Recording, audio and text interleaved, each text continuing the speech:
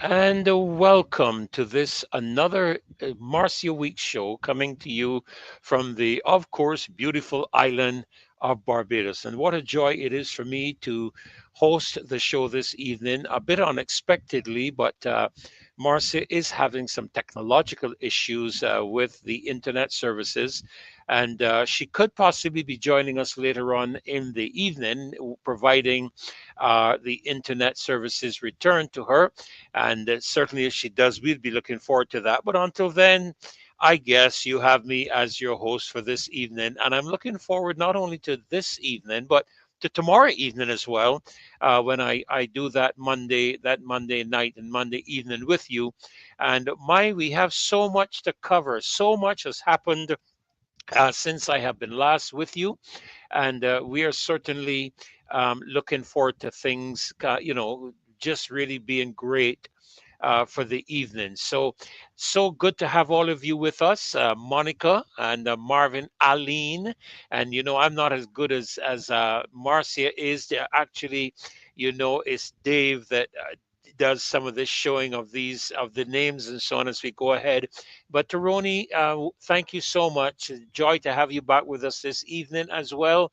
And Vernon Garns, thank you so much for being here. A blessed, good Sunday evening to you as well. Looking forward to a great show. Cecilia Miller, great to have you with us again this evening as well. Judy, good to have you as well. And certainly a pleasure indeed. Shakwani, Kimar, Timon, Don, Glen, Rose, we really thank you so very much for all of your kind words, and thank you so much. God bless you. Just in time, nice to have you with us again this evening. Owen Hines, pleasure to have you with us again tonight. And Joyanne Faith, Monica Ince, of course. Marvin, that would be Marvin Aline, I think it is. Yes. And there she is, the lady, Marcia. I know you're going to be helping me through the process of the night, making sure I get that national anthem up. But Marcia, I have a little surprise for you tonight. We're going to be doing the national anthem, but a little different. I think it's been shared before, but we're going to see, and you can tell me if you like this one. All right. Frank, thank you for being here. Cynthia Thorpe, Jefferson Sober, Sandra Brewster, good night to you as well. And yes, indeed, like and share, especially on YouTube. Give us that thumbs up. Let me make sure I do it over here on mic because I have a couple of devices open. Make sure you share indeed, Cynthia. Easy D, good night to you as well. Great to have you with us. Cami, good night. Nice to have you with us as well. Beverly Prescott, Hasbra, God bless you. And Frank, Dale Worrell, good evening, Dale. Pleasure to have you with us as well. Good evening to you. And everything is just looking so good so far. Just making sure you're hearing me good. I got you. I get it that you are because you're responding, and hopefully I look okay. All right, in terms of the image and the picture. But listen, I always want to get to the national anthem. We're up to 231, and I've been watching the show over the last several productions, and I have seen this, this little special Bajan spirit in that it is Independence Month, and I'm going to do my best to share a few things with you, a couple of old songs, and an Alfred Pragnell, one of those Alfred Pragnell things that we had back in those days, and I used to listen to him a lot. I enjoyed it with him, Agalope Seal, several of the others. Some names some of you may not even know. I think was it Frank Pardo? I can't remember if it was Frank Pardo, but anyhow, I'm sure one of you will remind me of it. I actually appeared on Children's Party. There used to be that Saturday morning Children's Party, and I actually appeared there in my very, very, very early days. And I remember singing a song that was the New Testament. And it went something like this. Let me see if I can remember. Matthew, Mark, Luke, and John, the Acts, Epistle to the Romans, First and Second Corinthians, Galatians and Ephesians, Philippians, Colossians, First and Second Thessalonians, First and Second Timothy, Titus and Philemon, the epistle to the Hebrews, the epistle of James, First and Second Peter, First, Second, and Third John, Jude and Revelation. And that was my introduction to my singing career, I guess, at children's party with Olga Lopsil and Doris Provençal. You remember Doris? Oh my goodness, and on the piano and so on. Oh wow, we had some, yeah, Alfred Pragnell. There you go. Absolutely, we had some really, really great days back then. And could you imagine that? I still remember that song. I must have been what? I don't know, 5 or 6 years old when I did that song on children's party, So thank God for the memory I still carry. Praise God for that. I still have a pretty good memory. But anyhow, let's get to the national anthem. Let me see how I'm going to do this now because, Dave would normally be the person handling this. So let me just see, this is one of these instances, I think, where it is monkey handling gun, but I'm going to my best and see if we can get it done. So, ladies and gentlemen, the national anthem of Barbados. Let me see here. Let me know if you're hearing it. I'm not hearing it at the moment myself. So let me make sure my volume levels are up. Yes, they are. Are you hearing it there? Let me know if you're hearing it, please. I'm not hearing it. Just to confirm if you're hearing it.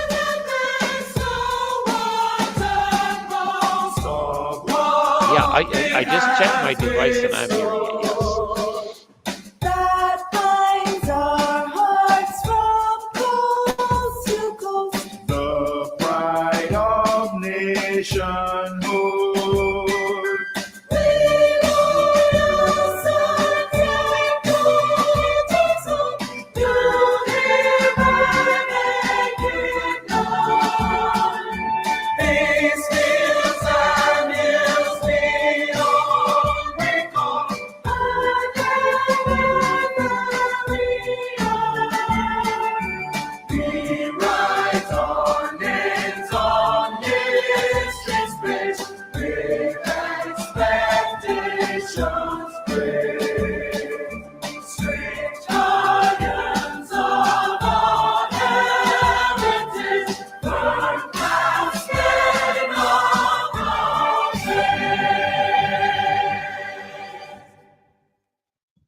Trident Pride is strong as we come together as one for Barbados' 50th anniversary of independence. Well, thank God, thank God, thank God. That's our national anthem. You prefer that one, Easy D? Yeah, that's a nice one. The thing I like about it, Easy D, is that it shows the different aspects of civil society. The children, professional people, ministers. We saw Reverend Lashley there, and different aspects and coming together. Really. It shows the loyal sons and daughters all that do hereby make it known. Tony, great to have you with us again this evening. Emerson, Bab, you're tuned in from the UK. Great to have you with us again tonight. And of course, my aspect of the national pledge, I like to say it because it's not just the national anthem that I subscribe to. I subscribe to the national pledge, and it's more important to me now than ever before on the basis of what we see being manifested in terms of our governmental representations overseas. Where, of course, we saw the Prime Minister speaking at the United Nations, and there was no pin. And mine isn't on this evening at the moment, but she didn't have on anything while there were people from other places that had it on, and so I really appreciate the national pledge. So join me as we share together the national pledge. And here we go. I pledge allegiance to my country, Barbados, and to my flag, to uphold and defend their honor, and by my living to do credit to my nation wherever I go. There you go. And of course, you would know that we, in the loyal opposition, we did credit to our nation just last week, Monday, before the Inter-American Commission on Human Rights, and we'll be coming to that later in the show.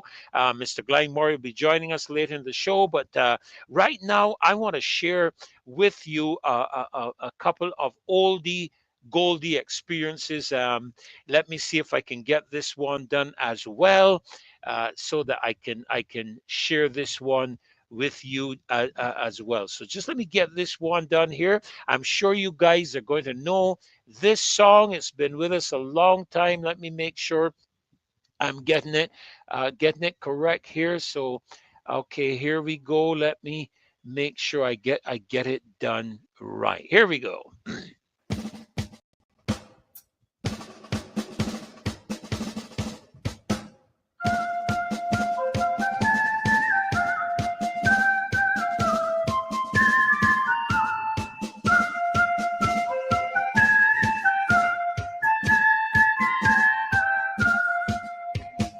God bless them on Independence Day, Independence Day, Independence Day. God bless them on Independence Day. God bless them, we hope and pray. Let's all sing a song of praise to Him, song of praise to Him, song of praise to Him. Let's all sing a song of praise to Him on Independence Day. Barbados land of sun, Barbados land of sea, Barbados means the world to be.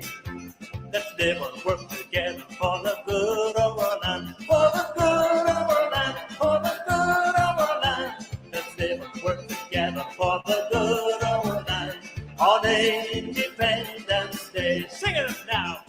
God bless them on Independence Day, Independence Day, Independence Day. God bless them on Independence Day.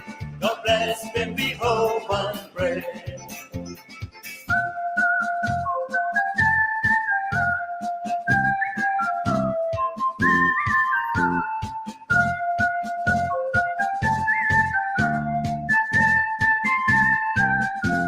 Sing it now. God bless them on Independence Day, Independence Day, Independence Day. God bless them on Independence Day. God bless them, we hope. I'm going to ask everybody to stand now. Come on. God bless them on Independence Day, Independence Day, Independence. Sing it up now. God bless them on Independence Day. God bless them, we hope and pray. Let's live and work together for the good of our land, for the good of our land, for the good of our land. Let's live and work together for the good of our land on Independence Day. Sing it up now, everybody. God bless them on Independence Day, Independence Day, Independence Day. God bless them on Independence Day. God bless them, we hope. And one more time to feel it now. God bless them on Independence Day, on Independence Day, Independence Day. God bless them on Independence Day. God bless them, we hope and pray.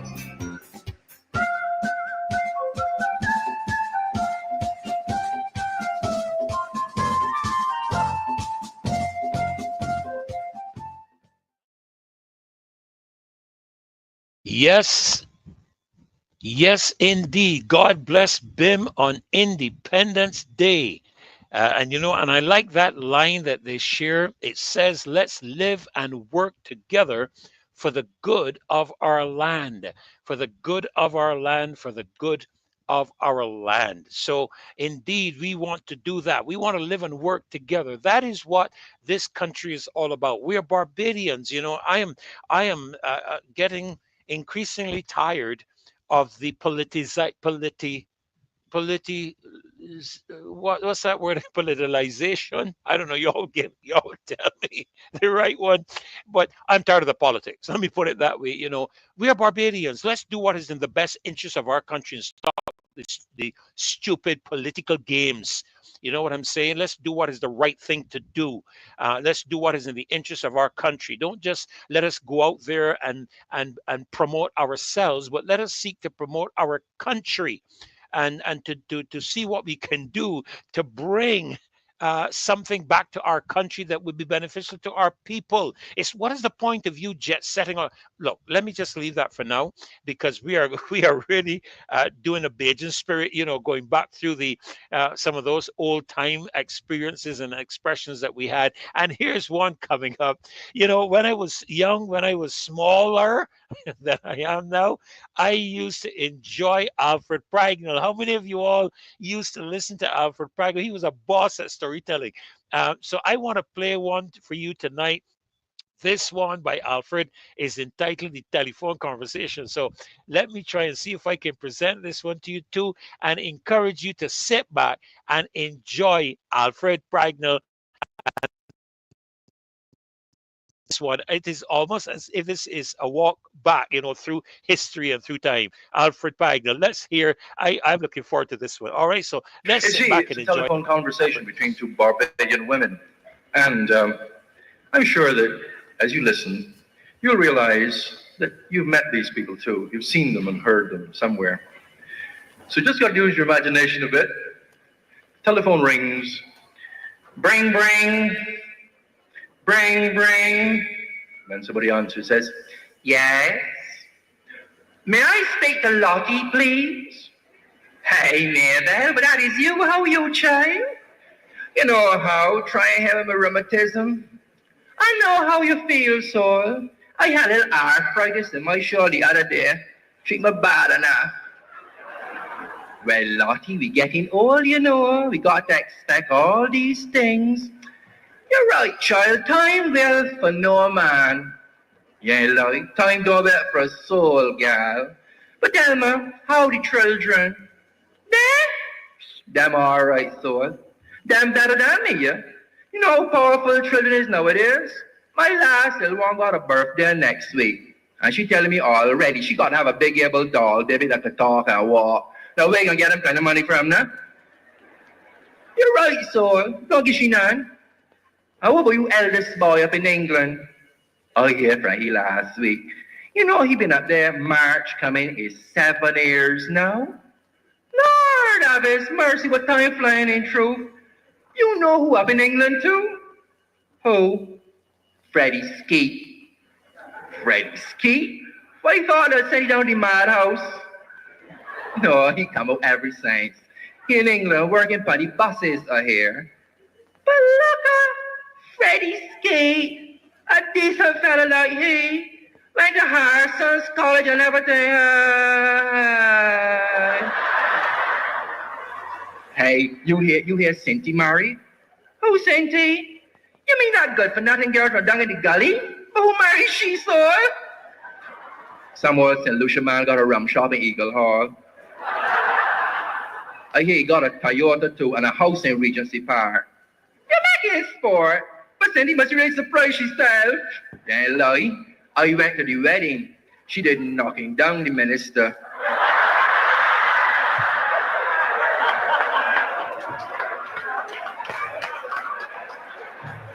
Or she did. How you mean, name? You know how it is with Saint T. You're telling me. I wonder if she and her husband going to get Ruthie christening. You going? Me and Ruthie don't speak, so. But true? You ain't know? Yes, boy. She taught my neighbor Ermilda Padmore, and Ermilda Padmore come back and tell me everything she said. You mean to tell me Ruthie do a thing like that? That's right. Ermilda wouldn't tell me no lie. I can't begin to tell you the things she said about me. Anyhow, I get wind feel to go up at she house and curse she stink. But look at that door. And she always says she's a friend of yours. I tell you, don't know who to trust these days. But I is a miney she. The Lord looking after me, soul. You're right, child. Hey, I was to tell you about Pearlita Sargent. What happened to she? Calic, she done? Nothing good like that don't happen, soul. She went in that Fogarty the other day and carried a whole lot of things. Face cream and nail polish. And what happened? She get catch? She get catch? Was she in prison all night now, so? Lottie, you skylarking. Lord, strike me down if I tell a lie. But Perlita did always so quiety. Them is the ones, child. But it always not Perlita did no sweet bread. Not since the day she and Dulcie had that fight outside Mr. Sober's shop. When I tell you, she beat up that girl Dulcie Burke bad here. And talking about Dulcie Burke, I see she in Broad Street saying she's shopping one day last week. People like she got the time for all that kind of thing, so the gal. She can't read out the church, you know. So I did hearing. How she looking now? She changed? She ain't changed one bit. Said where she always did. She had an armhole dress, short herself, but all she big able legs outside. She doesn't have no shame, you know. I know, child. She still thinks she's a young yam. Always in shades and pretty sandals and swinging she boxy like a windmill.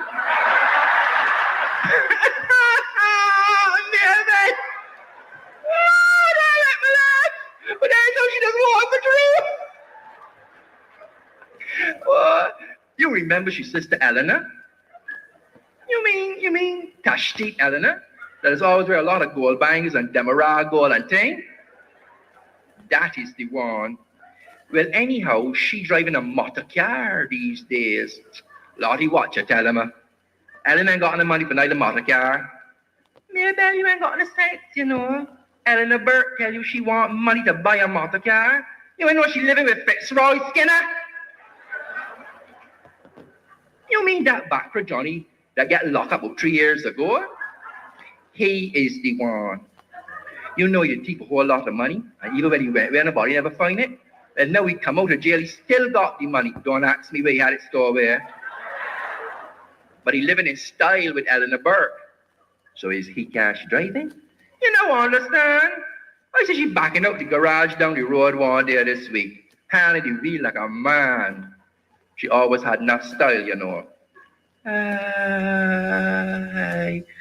But look what could happen to Eleanor Burke driving about in motor car. And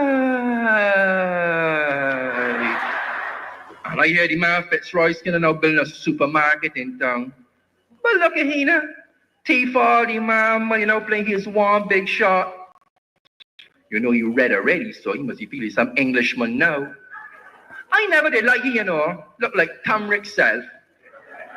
Deed and fair. I was to ask you, you see Francine Goring lately? No, but here she gone to America. She got some old land out there, San Francisco. Hey. Some people got luck, don't know. Cause to tell you the truth, she don't even wasting she time here. She ain't got no sense, you know. Not since Millicent brother turned she had. What will become of he?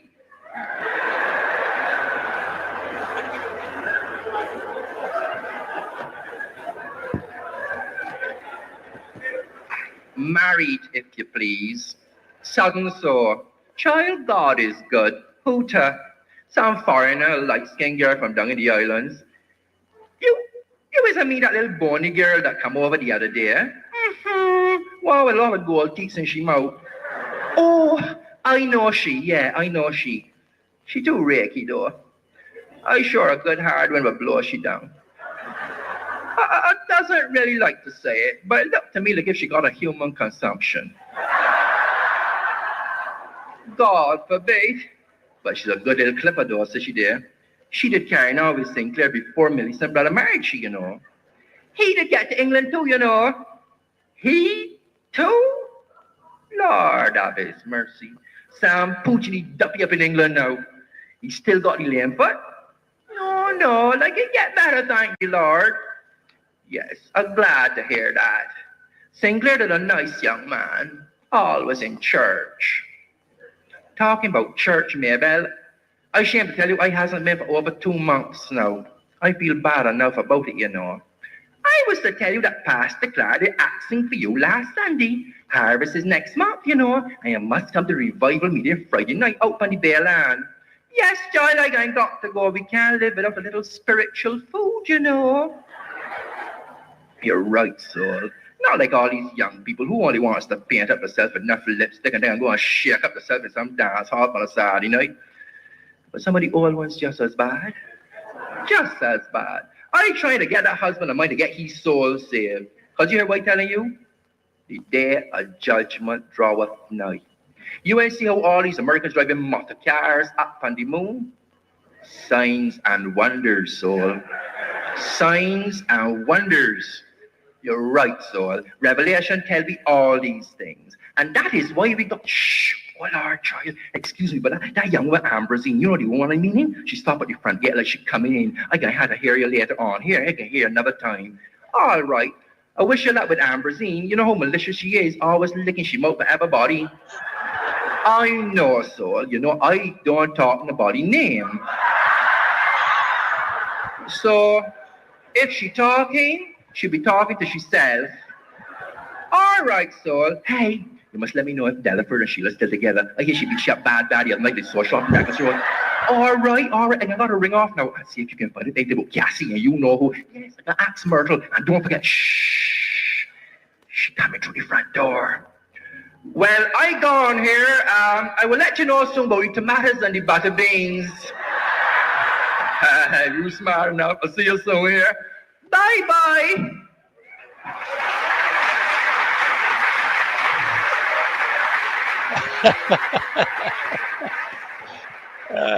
Oh my goodness.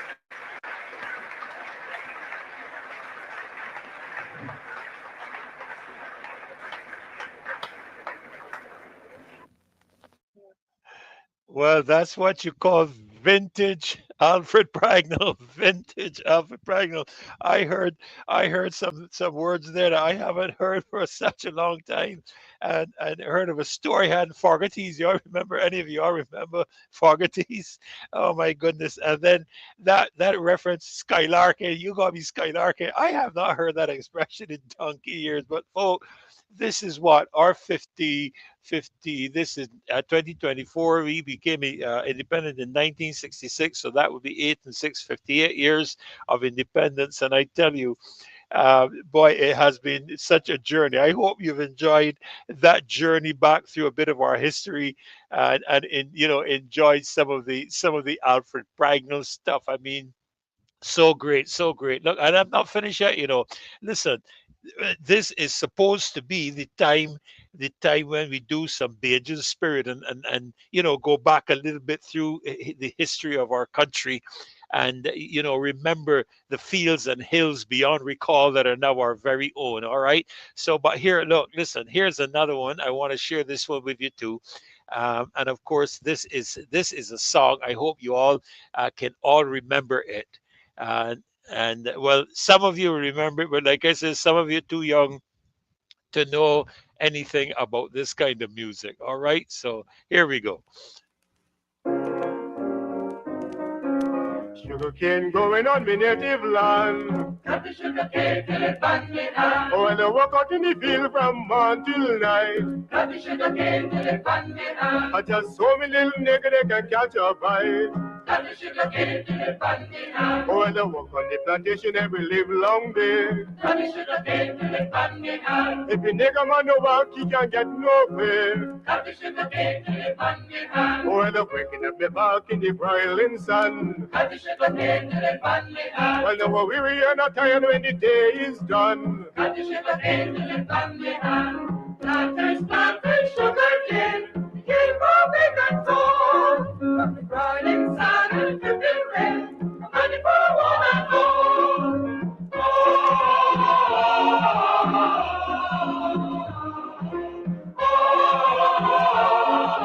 Cut the sugar cane till it bang me hand. Oh, well, the cane mill grinding on the sugar pile.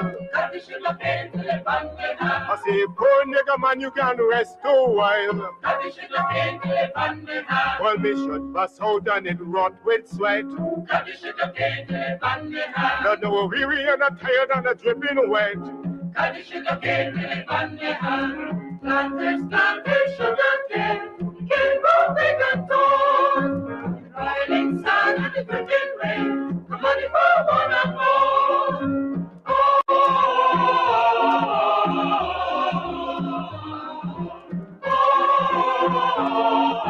Cut the sugar cane till it bang me hand. I say the sugar cane growing on my native land. got the sugar cane till it pan me hand. But then you walk out in the field from morn till night. Got the sugar cane till it pan me hand. I just saw you little nigga, they can get a bite. Got the sugar cane till it pan me hand. But then you walk on the plantation every live long day. Got the sugar cane till it pan me hand. But then this nigga man walk but he get no pay. Got the sugar cane till it pan me hand. Although you waking up your back in the broiling sun. Got the sugar cane till it pan me hand. But then you weary and you're tired when the day is done. Got the sugar cane till it pan me hand. Plant this sugar cane, the cane grow big and tall. From the boiling sun and the dripping rain, come on you for one and all.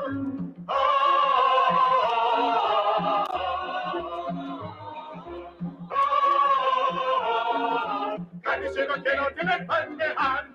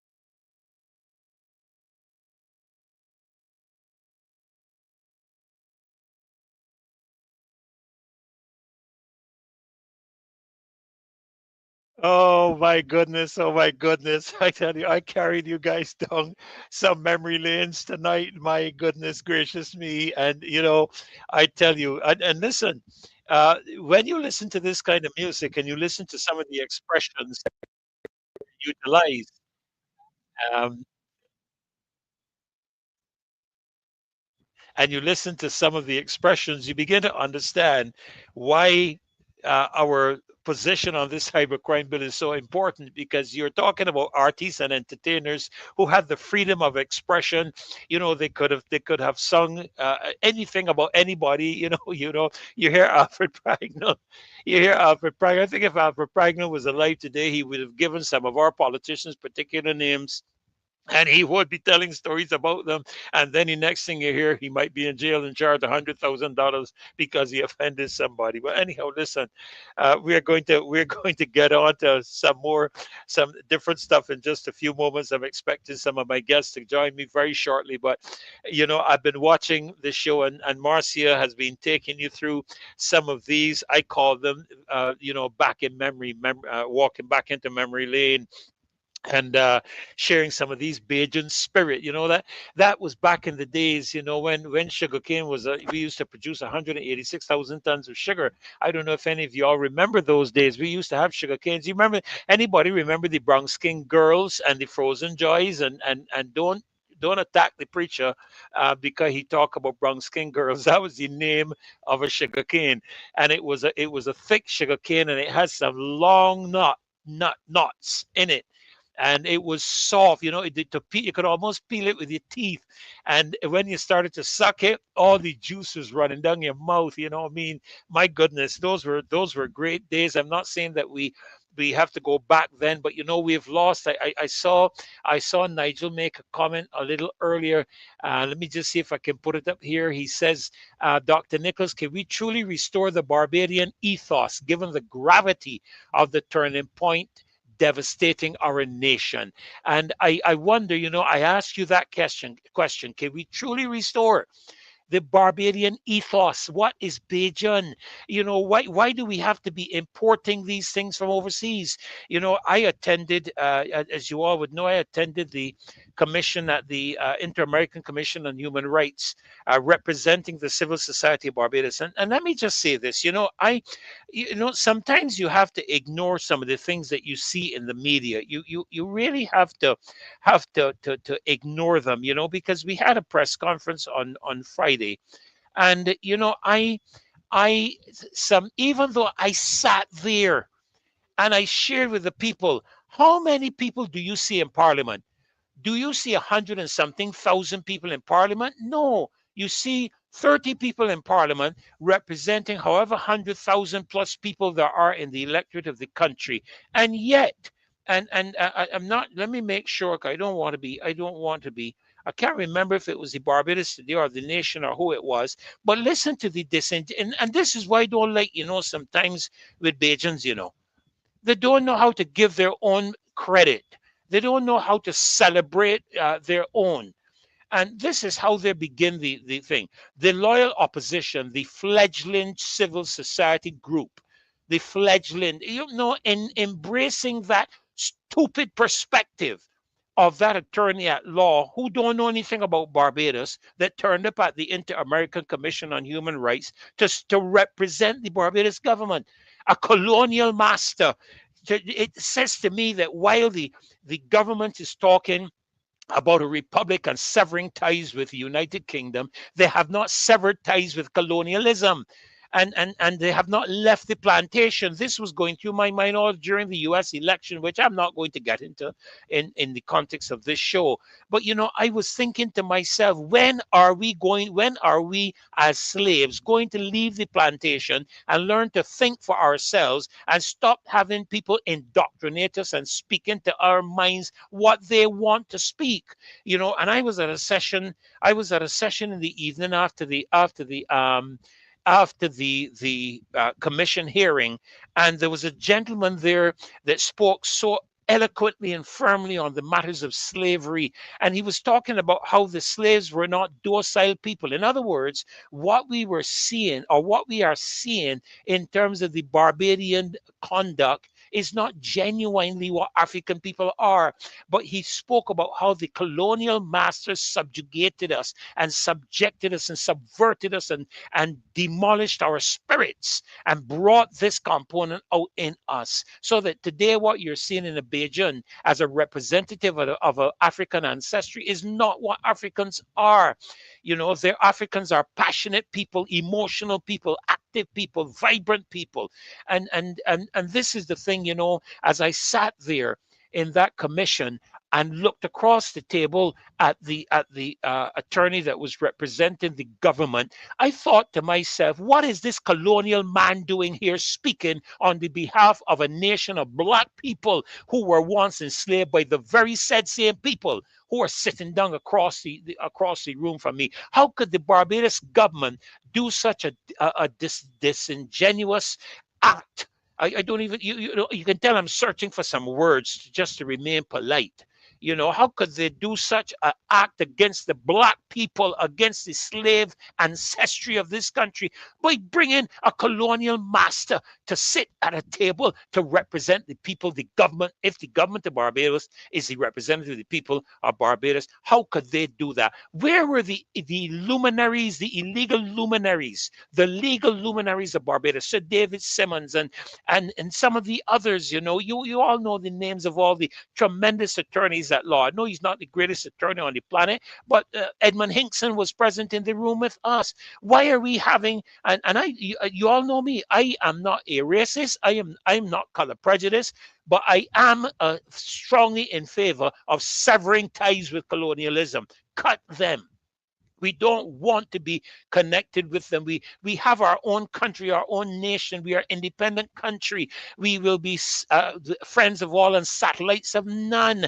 We will look at things that can be homegrown to deal with our economic challenges. We do not have to buy into what is going on overseas and what is being carried by international agencies that don't care anything about the people of this country, just using us as guinea pigs in the process of implementing what they want to implement around the world. So they come and they use some of these fly-by-night little nasty little nations down in the Caribbean that they don't have to worry nothing about, pardon the expressions, in Beijing, and see how they respond to it so that we can decide what is going to be happening in the days to come. That's why they use us as testers. Even during the pandemic, they use us as testing cases down here, and I have the evidence to show that, and don't bring anything other to me. But I thought it was very disingenuous of the government to dare to bring this colonial man to sit in. I could not believe my eyes. I could not believe that after saying all that she said as the Prime Minister of Barbados relative to the Republic, bringing us into the Republic status and looking at a new Republic constitution, that the government was subscribed to a colonial man sitting at a table to represent the people of Barbados. I thought that was a disgrace and highly disrespectful to the people of Barbados, and the government owes the people of this country an apology, because you can't hide it. It is on YouTube. The people of the country can go and watch it, and they can watch the attitude of that colonial man that as he sat there talking to us and coming to the place where, just like the media, just like the news media said, a fledgling good. He was disingenuous enough to suggest, this is just a couple of little handful of people who are disgruntled and dissatisfied and get what I want. And that is the attitude that this colonial man sat across the table, and sitting there with him was a member of parliament representing the black community in this country, representing St. James North, I think he represents, and I stand to be corrected because I know Glen will put me on the right path when he comes on. And he is he going to sit down there and pass notes to this white colonial master to tell the commission what the position is where the government of Barbados is concerned.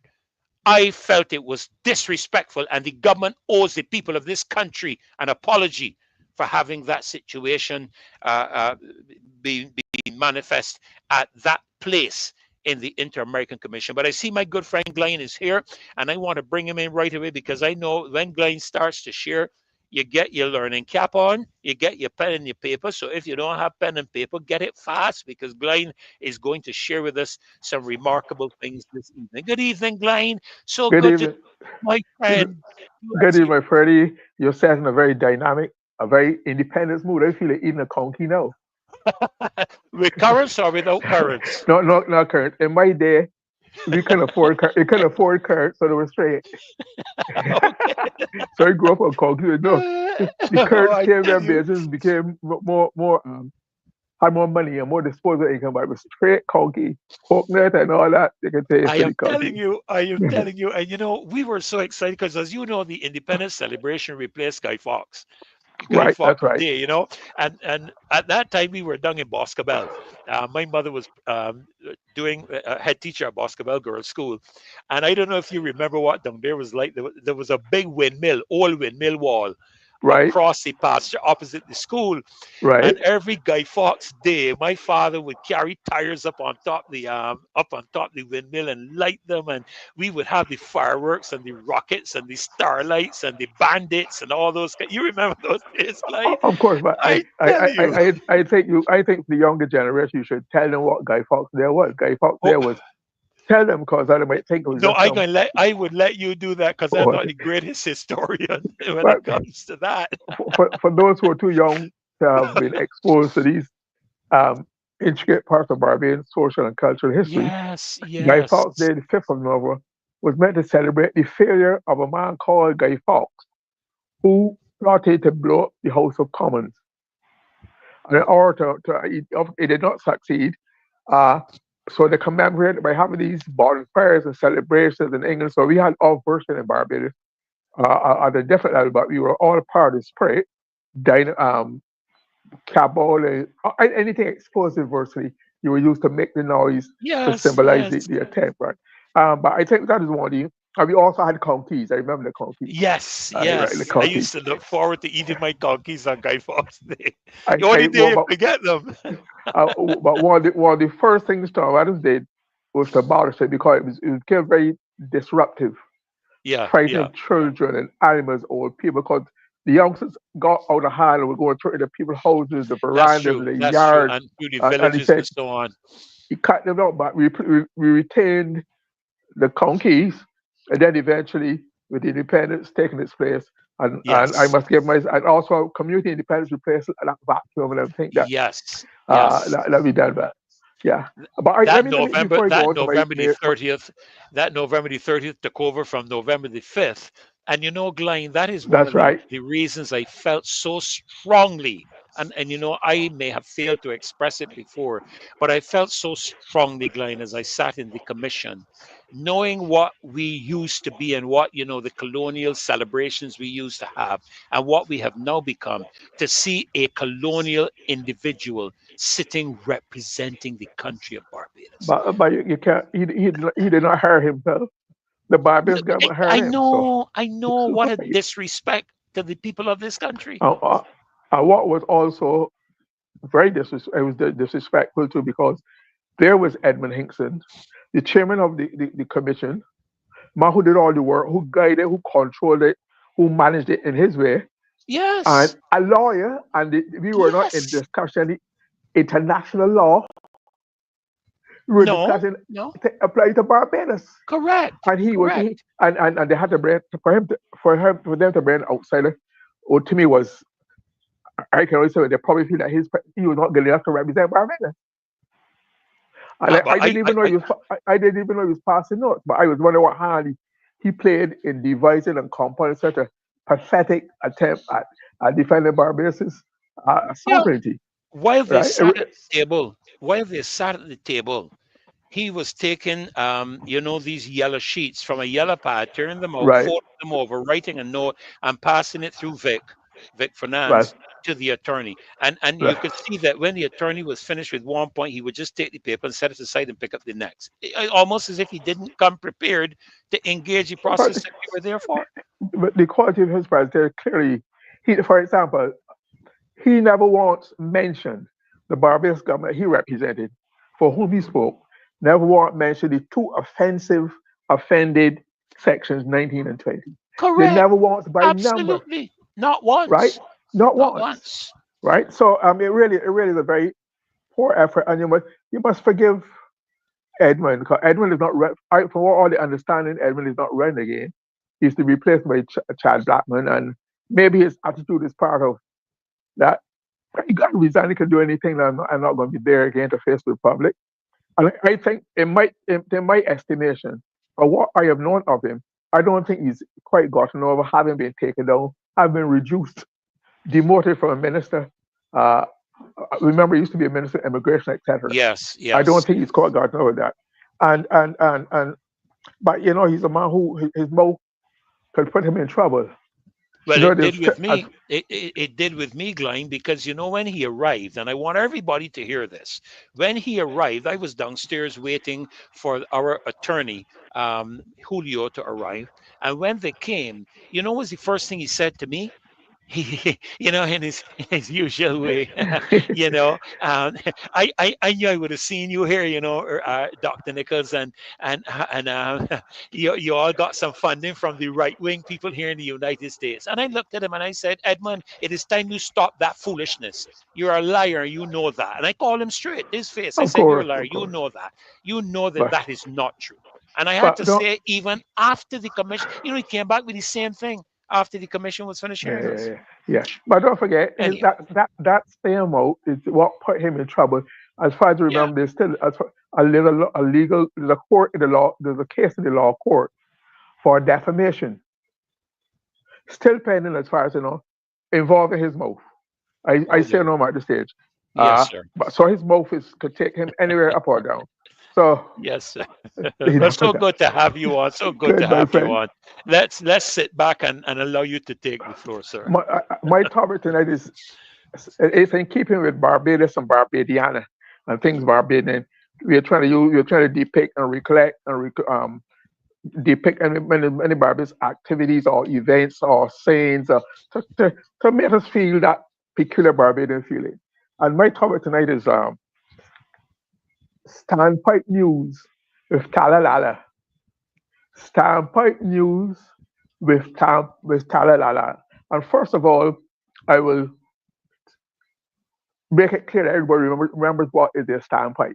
There are not very many of them left. They used to be on the public streets, the public roads, to provide fresh water for those Barbadians who did not have the benefit or luxury of running water to their home.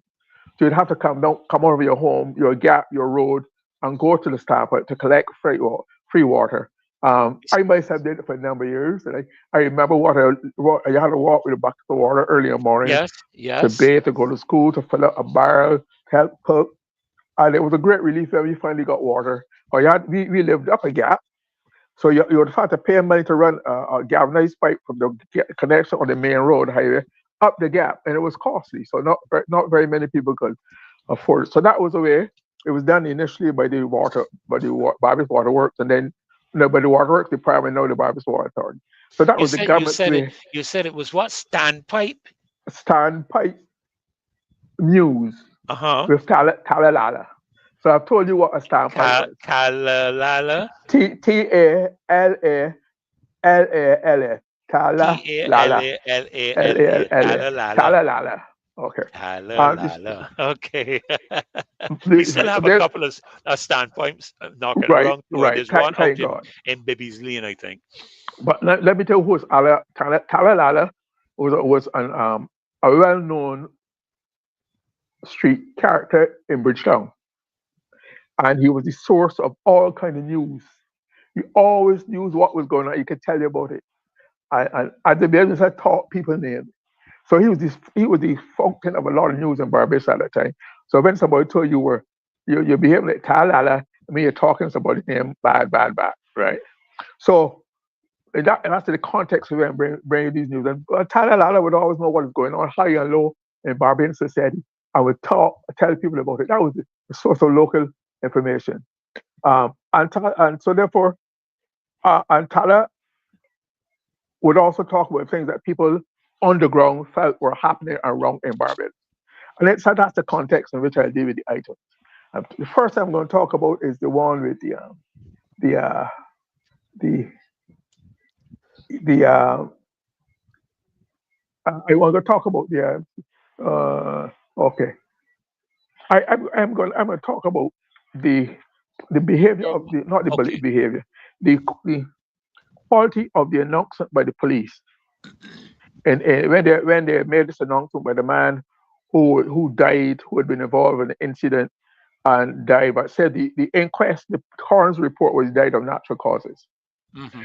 Talalala, like people I told, would have found that wrong because the report never made mention of the injuries that took him to the hospital.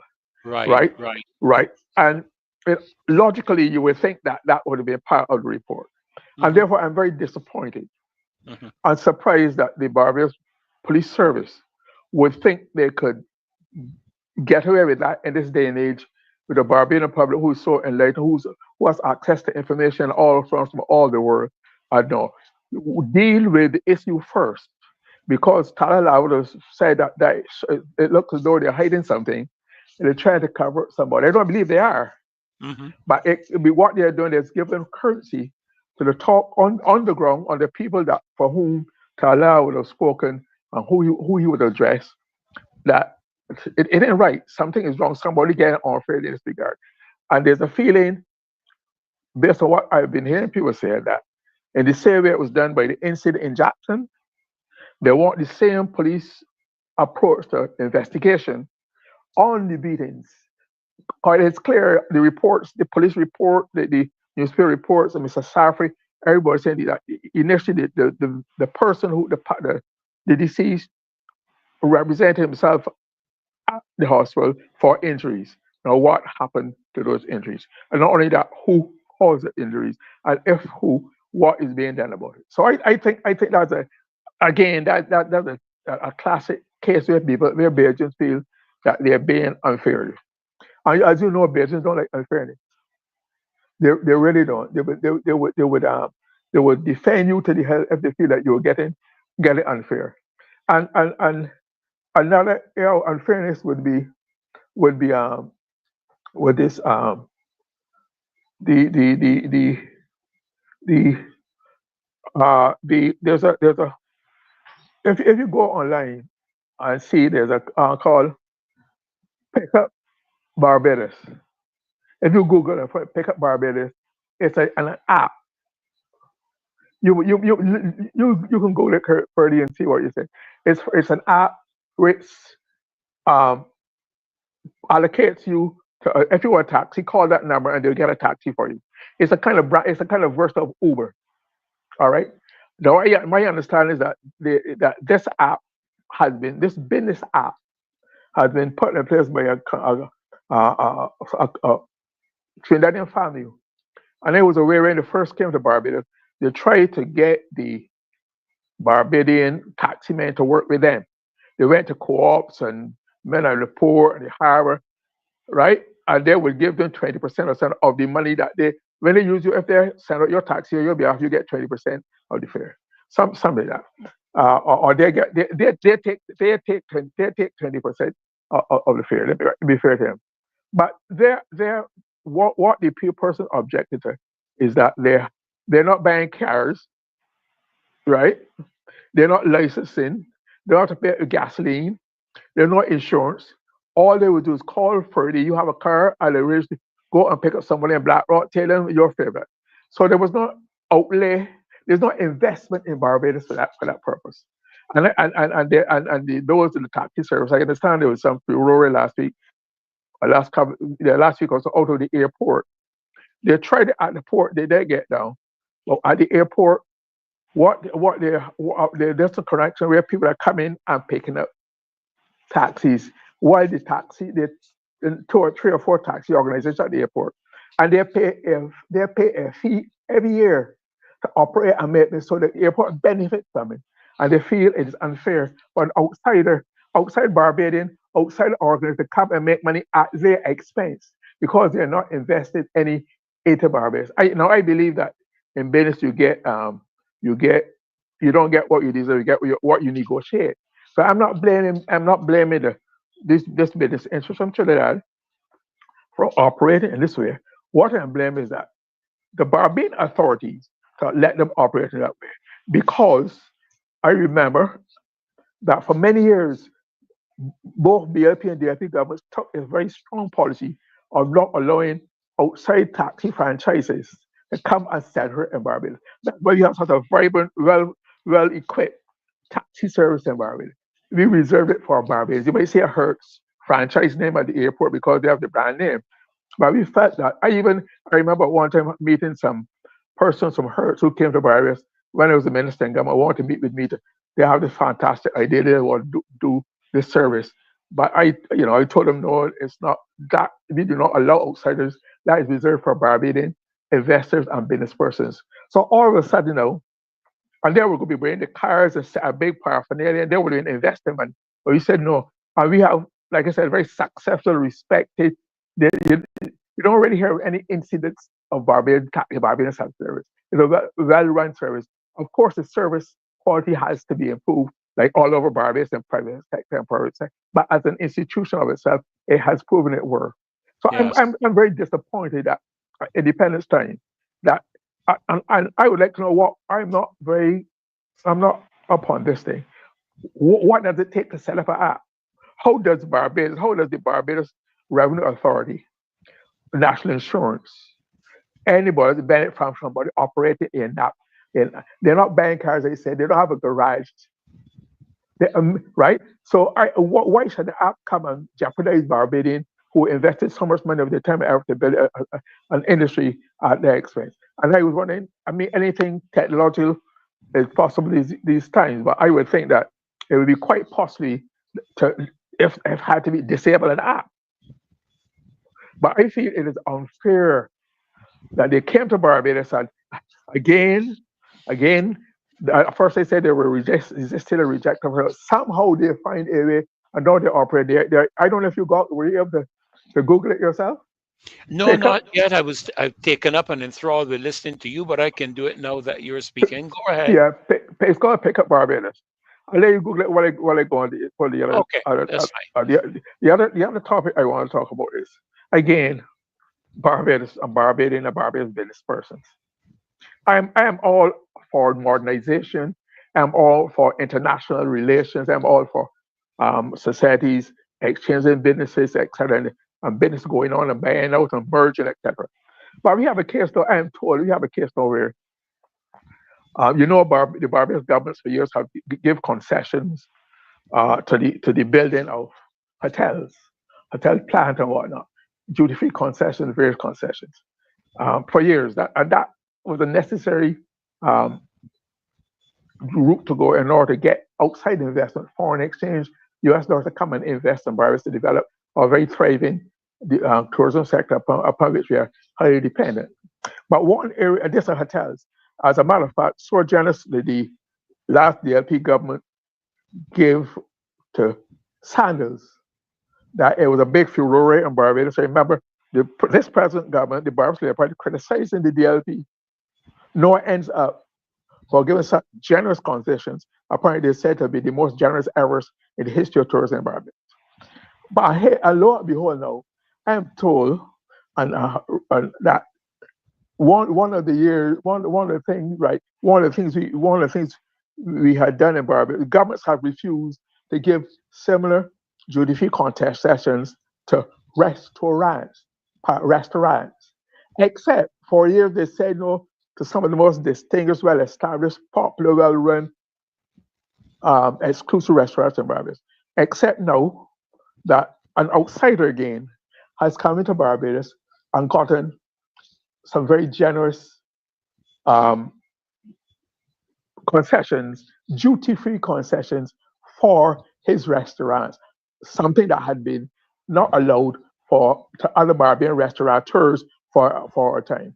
You want to read what you say there about that? What you find online for Pick Up Barbados? Yeah, sure, Glen. It says there, I don't know if y'all can see it big enough on the screen.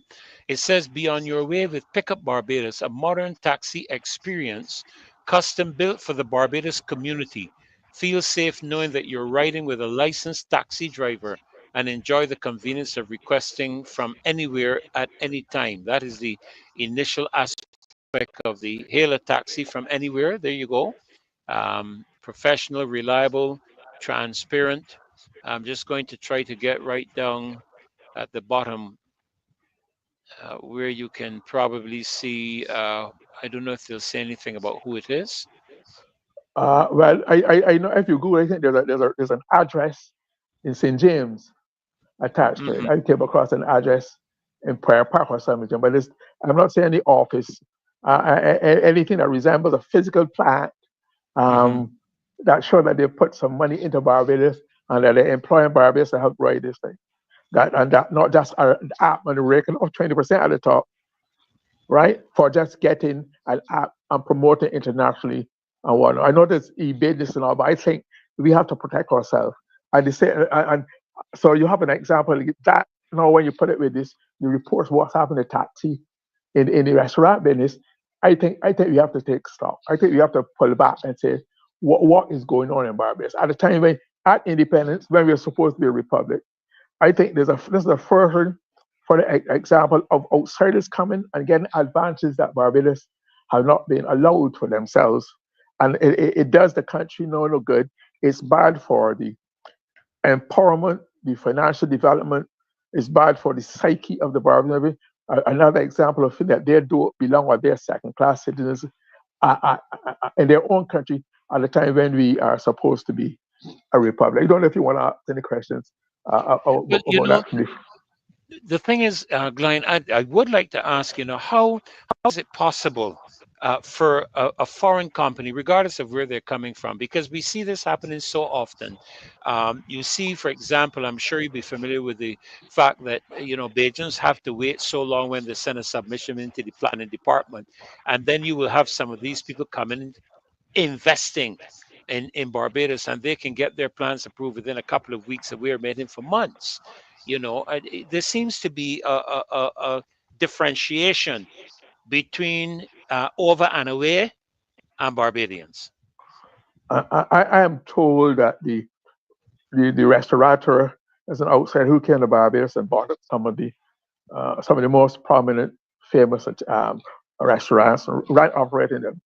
And people are asking whether the reason and the permission, the duty free concessions are given by out of the Ministry of Finance. All right, not the Ministry of Tourism. That's happened by the Ministry of Finance. And therefore people are asking, it is another you have to be well connected, again, friends and family and fornicators, or what is going on here? Why should this outsider come and get what other people have not been good? Like I said, in business they say you get done what you don't get what you deserve, you get what you negotiate. If an outsider or anybody can negotiate, fine. But in the final, it's a judgment, a decision of the Barbadian authorities. No, I don't blame the outsider at all to try to get the best for her as a business person. But it's incumbent, or we expect that the Barbados authorities will be looking after the best interests of the Barbados in general.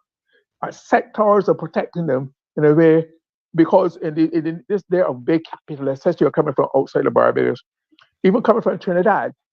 Trinidad has a bigger economy than Barbados, and people, finances move now easily.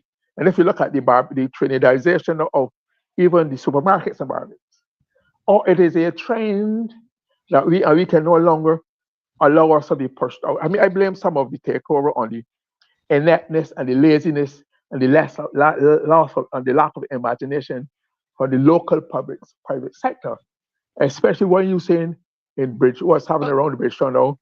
but Tom but Adams you and us we used to talk about that since the 80s, developing Bridgetown. but But it's it it's could like not this.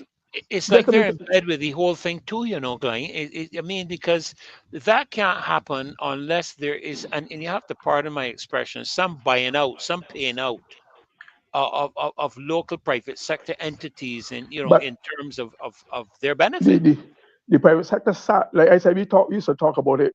Prime Minister Adams and so we go on the balcony and even watch the sunset sometime on on Bay Street.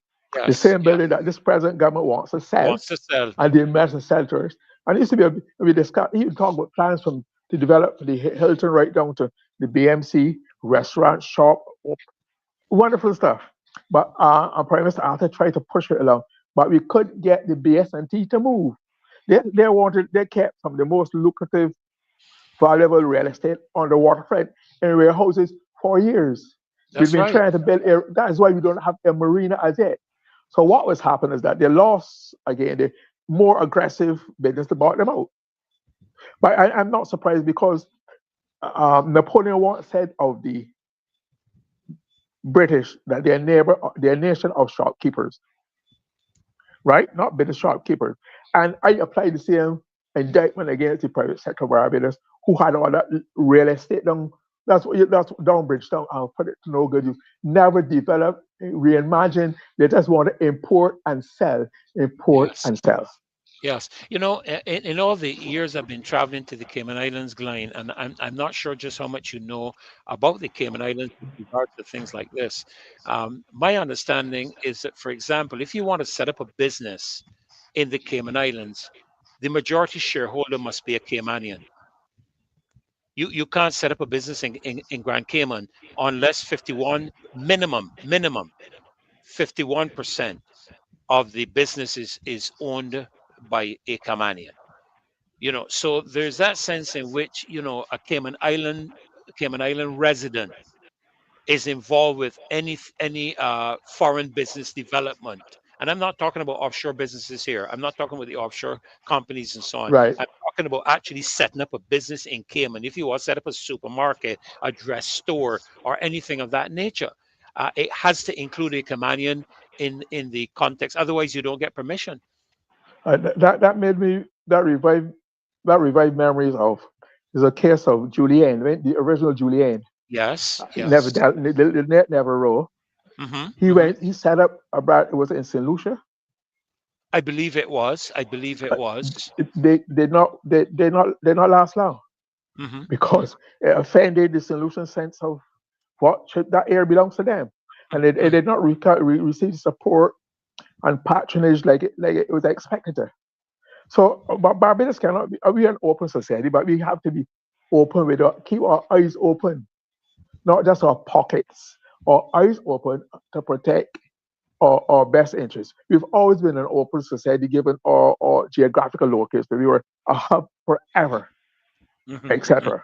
So, Hmm. but you have to do it judicially. And I find that the previous governments seem to have a better sense of direction and want to retain for Barbados certain things than this present one. Don't forget, the Prime Minister has made it clear in the document, and she's Minister of Plan Development, that when you apply under this new Town Planning and Development Act, when you apply, you apply for permission with a presumption in favor of development.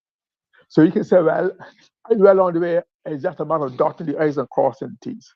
I'd like to know how many um, applications have been turned down, or what were they and why were they turned down. But right now, you have development, but you have no information to guide you as to how and what is happening and what it will do, the implications. You just have to hope that the process is being respected, and that our patrimony, our sovereignty in everywhere are not being violated and being put in the hands of others.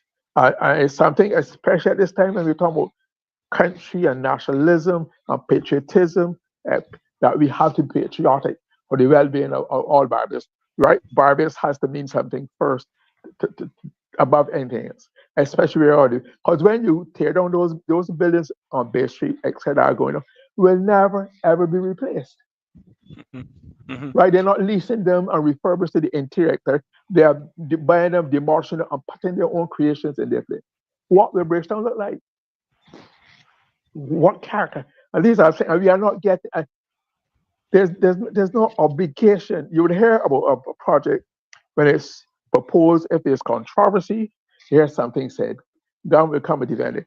When it's open, you see them unveil the plot, but there's no ongoing communication. You can understand the whole nature as it used to be. Used to be a time, where, especially when there was a journalist, when the journalists would be going to project sites and getting a few weeks update. You know how far what is next, how many people are involved, and no, you don't get that. Everything is controlled now, especially where the government is concerned, and no information.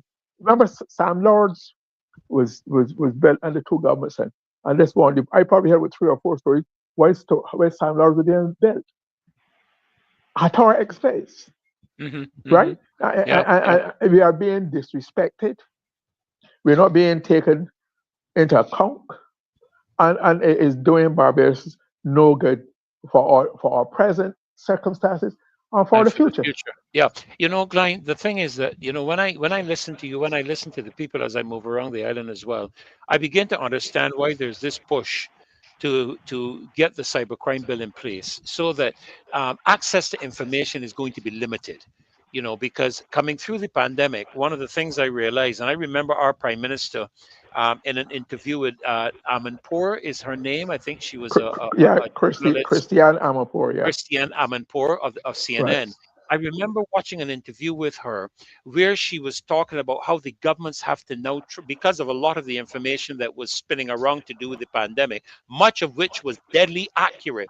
And we have discovered that now after the fact, because many, over 10, 20,000 doctors across the world shared very substantive and accurate information, which many governments claimed was misinformation. And she made the comment, and I'm paraphrasing, of course, that governments have to control the information, what people are able to access, and all that kind of thing. And when you hear what you're saying, I don't know if people understand the ramifications or the extent to which this bill in its present form has the capacity to impact us. You take, for example, this man that I heard you refer to at the beginning, and I was just looking at some of the comments on in our chat, that was beaten to death.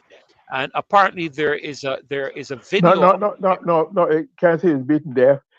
He went to the hospital for, with he went to the injuries, hospital for injury. and he He went to died. the hospital and he died of With natural and causes. he died from natural causes. Yes, and it I've is always found, alleged. and I've It is always found that. alleged.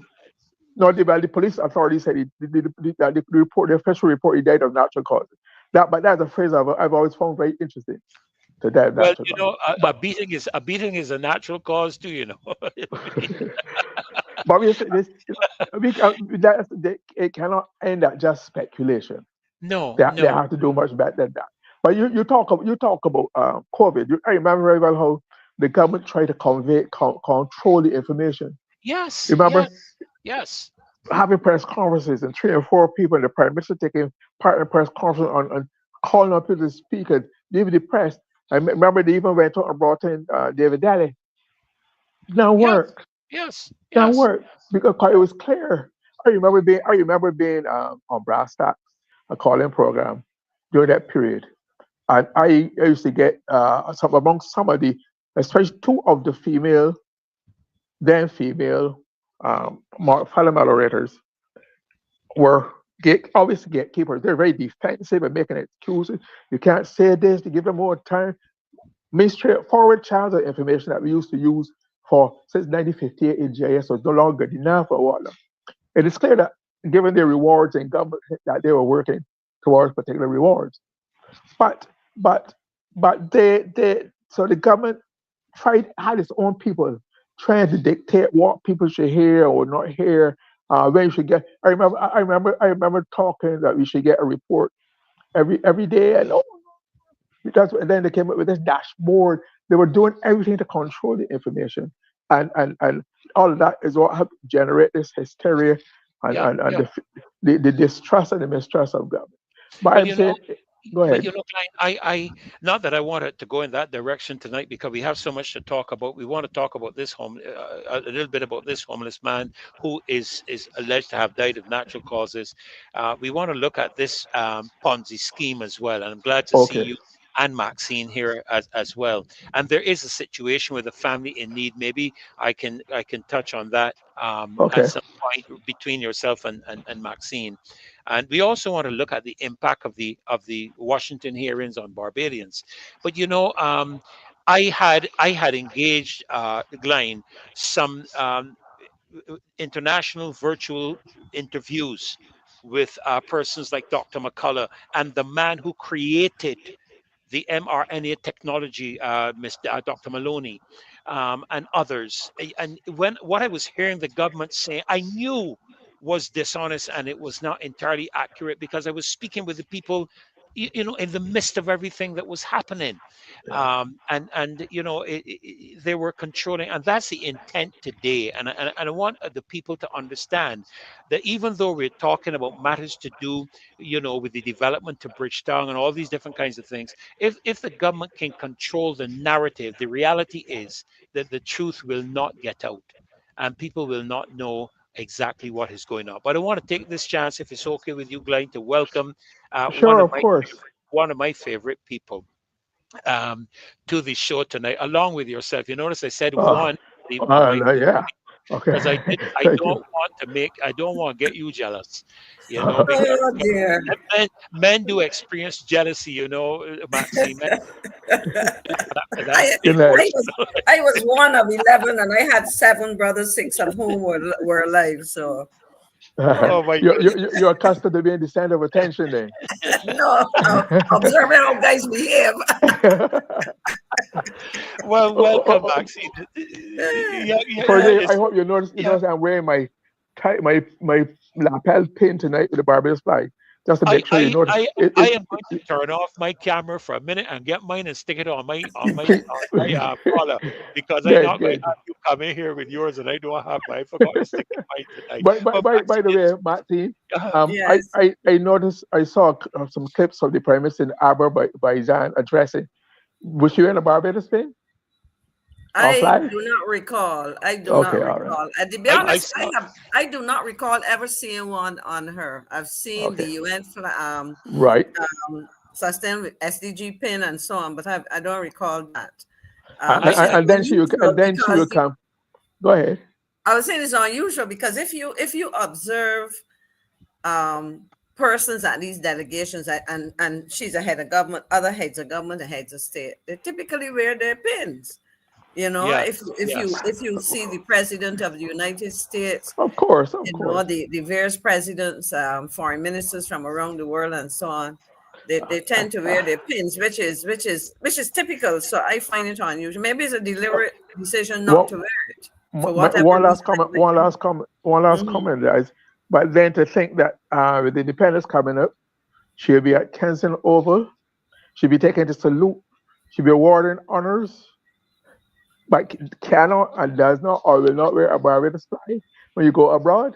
I find that Or at incongruous, home, or at home. unbelievable. Of course, you know. I think that is unattachable. But go further. Go ahead. Don't let me take over your you program. see. Look, watch me. You You see. see, he's ready. You He's see. Oh, like he has his I pin. got mine. I got my You have pen. to turn it around. It's a little twisted, though. I think if I can see. what about I yours, Maxine? I have to go and put it, but you see, there's a lot of color on it. All I have right. mine. I will wear mine. All I right, please. also have my 50th pin from the 50th anniversary of independence, which I will put on Oh, at excellent. some point in Excellent. time. I have one from the Olympics. Okay. I have Who one wants from the Olympics. anything with Barbados will do. Yes, yes. Okay. Well, listen, it's such a joy to have both of you on at the same time. I mean, both of you are so experienced in the realm of politics in Barbados, and what is in the best interest of our country. And welcome, Maxine, to the Well, thank you show very much. tonight. Welcome to Um, you and to our loyal opposition. It's always good to be here.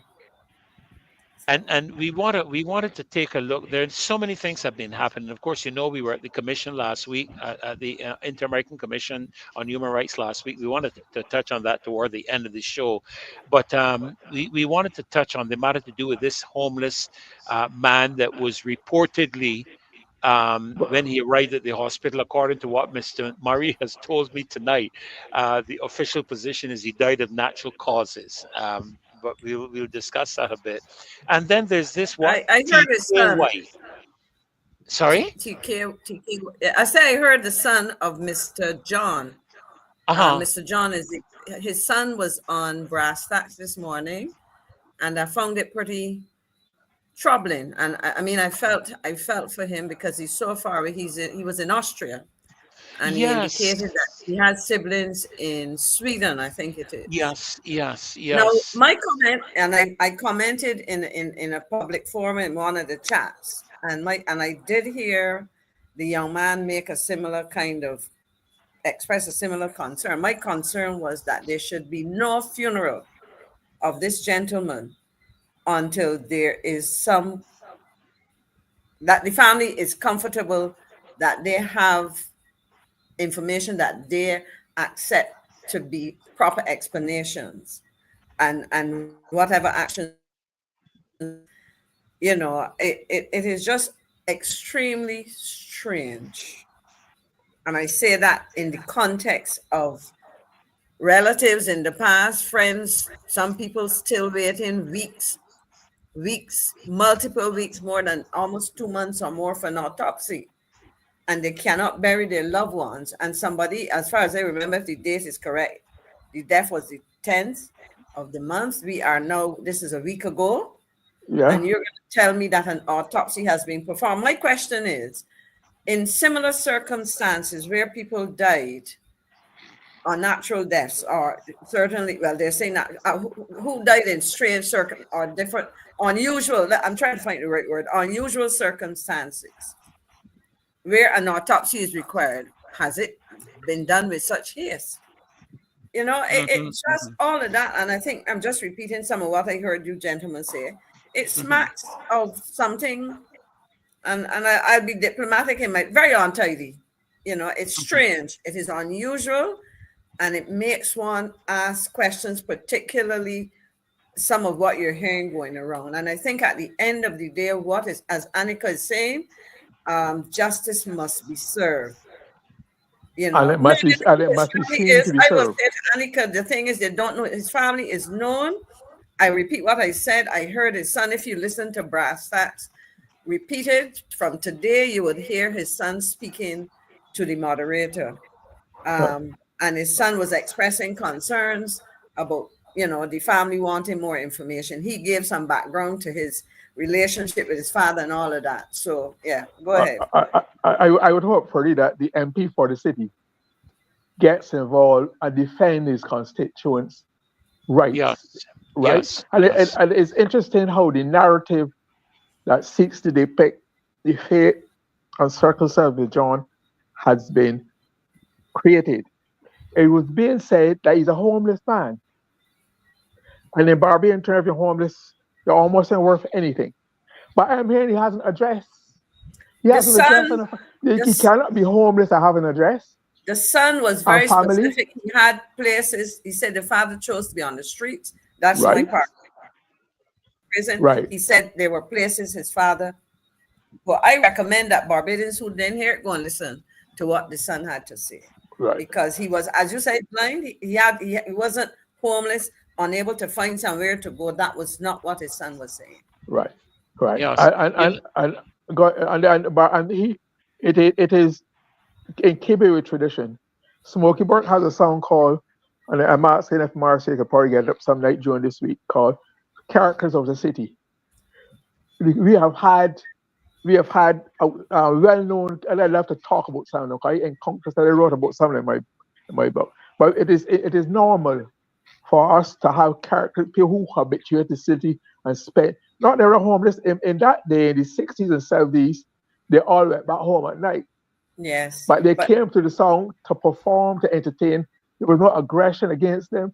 There was only one man who tried to be aggressive, but generally they were entertaining, interesting characters. You might call them eccentric or whatever. They had their ways, but they were beloved by Barbados, and I don't know if anybody ever anyone ever talked about.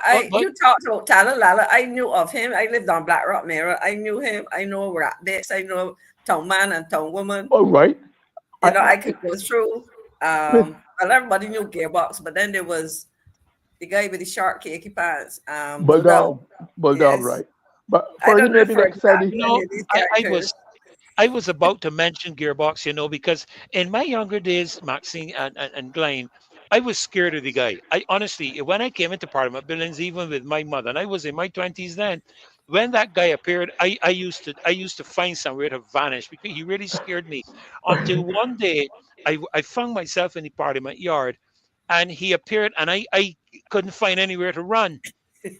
And I had to engage him. And you know, I discovered, Maxine, The man that he was knew a lot. extremely intelligent. I He discovered knew for a the lot. first time I think that he was a mechanic. And Yes, I did not know this. You know, I thought the guy was a vagrant. I thought the guy had That's lost why his he got the mind. name Gearbox. Yeah, He probably knew how to fix them. and you know what else, Maxine? Do you know he used to repeat, and Glenn, you can tell me if I'm true or lie. He used to repeat Tom Adams's budget proposals word verbatim. yeah, yeah. He was well He had a informed. brilliant mind, brilliant mind. For Yeah. the why don't you and I and Martin, if you're on next Sunday, spend a night telling about these characters, that rich part of the cultural which has Yeah, disappeared, King and Bill. which Remember King let's do it Bill? next Sunday night. There was one guy, Glen. I don't know if you know him because my first job was at the welfare department and I encountered him there. His name was Professor something, but this man, Professor Laha, Laha, right? Yeah, He Professor a had tall Laha. a man, command of the English language. right? And he said this to me one day, so I will see if the audience knows. He says, we can osculate while we oscillate on a swing. But Meaning we can kiss. That's what he said to me. And I had to go in the dictionary and look yeah, up the word osculate because I knew osculate. it meant, but I didn't know. I Yeah. was 18-year-old at the time. But But Ferdy, we're talking about the language. King Dale was the first man who ever saw use the word funereal. He wrote a letter in the press about used the term funereal. I had to go and look at that. I've never seen anybody since then. But now we're talking about. I can tell what a letter he wrote in the press, word for word. I learned it about 1959. 60, the Barbados used to have a dressing competition, and they will pick out the 10 best dressed people in Barbados. And one year they included King Dale. And Barbados went mad. King Dale. And King Dale wrote a letter at court. I read with bemused this detachment, the disgruntled howl of disappointed desire by some Barbadians because my name was included in the list and they were not. But while thousands roam the street in a state of barbaric nudity that will make prehistoric man shatter in disgust, I am a sartorial dream of immaculate perfection, and my daily ensemble holds spellbound with acclamation and approbation not only Barbadians, but the thousands of visitors between our gates, rivers that dull there. Would you I, would you I, mind lear- translating? Would I you mind learned that at school. I translating used to that for me, perform that for please? money at school. Beautiful stuff. So we had some interesting characters. I Yeah, think we should yeah. spend some time next Sunday. And like I said, Smokey Bird has a song called Character of the City. I To know get that that song. song right, Yeah. I think that would be some rich cultural history we can put to the viewers, etc. Go ahead, But Ferdy. Your show. it just goes to show us, though, that when I, because I was traveling at the time, I heard about this, and I was just trying to find the information to do with this gentleman, and I think Maxine, you were just talking about his sons and so on, and I did read that, and I thought to myself, well, if this guy has sons that are so educated and so on in different parts of the world, then to a large degree, I would tend to think he's not homeless. I mean, I didn't know anything about it, but I do know that Barbadians have not necessarily abandoned family members and so on. I know sometimes that there are family members that may go out and do their own thing. I remember this happening with, I don't know how many of you all remember the attorney, Mr. Mosley, attorney Mr. Mosley. Right. And I remember his son who went to school with me on the streets in Baxter's Road. I remember one day running into, not Philip, I can't remember the name of the other brother. Um, I know his uh, face, but I can't yes, remember I his can name. see his face in front of me, and I ran into him on Baxter's Road in a very disheveled condition. And Maxine Glen, he was brilliant. This is a guy that got back like 7 or 8 O levels at grade one. And 3 and 4 A levels. I think in those days it was grade one or grade A or something like that. A or B. Advanced levels, Yeah. something like Yeah. that. But he was extremely intelligent, extremely academically brilliant. But for whatever reason, I don't know what it was. I never discovered it. But it concerns me that sometimes when we see these people on the street, they're not necessarily, as we would refer to them, vagrants, Homeless. and homeless. Or where we don't even. I think homeless has become a No, more modern expression. But we they, tend they, to. they're not they're not paros then. No, many of them, yeah, and I must tell you, this is where my wife's heart is, Maxine. We wish that we could take them off the street, bathe them up, clean them up, shave them, get them a meal, sit them down, and see who the real, genuine person is. Because I believe that given the chance, some of them could be restored, can be recaptured, and that type of thing. Some of these people have psychiatric issues. Some have drug problems. Some genuinely have had financial problems which rendered them. Some may have ongoing issues with relatives. So there are multiplicity of things. But my concern is that people relegate such persons to the quote unquote social junk heap.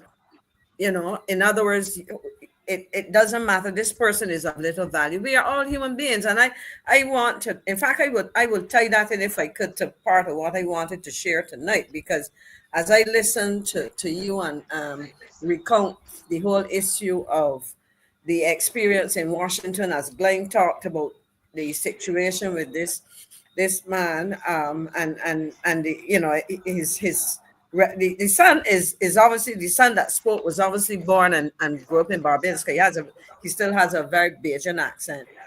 So he probably went overseas as an adult, but I got the impression that he had a family in Sweden, you know, other children there. But you know, in all of this, people are whispering behind their hands. They're passing around messages as to what might or might not have happened, and so on.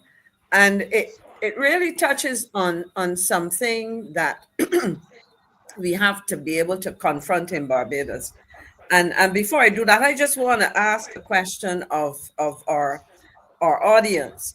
Are people in the south of the island having issues with their internet, you know, Christchurch, St. Philip, etc.? I'm just trying to find out if there are problems with internet service. I'll come back to why I asked that question later. But as I listened to the press conference, I was able to attend the press conference on Friday, and it reminded me of when you talked about the experience with Edmund Hickson and his comments to Timon Howard, the young man. I mean, when Timon walked into the room, and I was just reminded of how young he is when I saw him physically, 20 years old. And it brought back to mind, and I used that, I shared that with Marcia today when we were discussing what I might talk about. The statement, when we lose our fear, they lose their power. And I really want to talk. I mean, because that came back. But last night I had a conversation with a young man, and I thought it was a very intense conversation. Who was responding to that situation and his analysis of what is going on in Barbados, and his comments really suggested to me, and this was his thinking, that he to me, he expressed his thinking, his concerns, and then he even gave me some suggestions of how we need to go forward as a people. And he said to me, if we are to go forward as a country, and I would paraphrase it in my way, where the citizens of Barbados are able to function in a mature and positive atmosphere, we have to lose our fear. And he said we really have to address the issue of fear in Barbados. And he spoke about it in several contexts. And I told him, I made a commitment to that young man that I will use this opportunity to raise it and at some other time, because of the way the program is structured, to offer some solutions, because he was talking about the fear that is engendered by partisan politics. And I like to stress partisan politics, because you would notice that a lot of people will preface a comment with, I am not being political when we talk in politics. You know, we are talking about issues of government, and therefore that constitutes political issues in the country.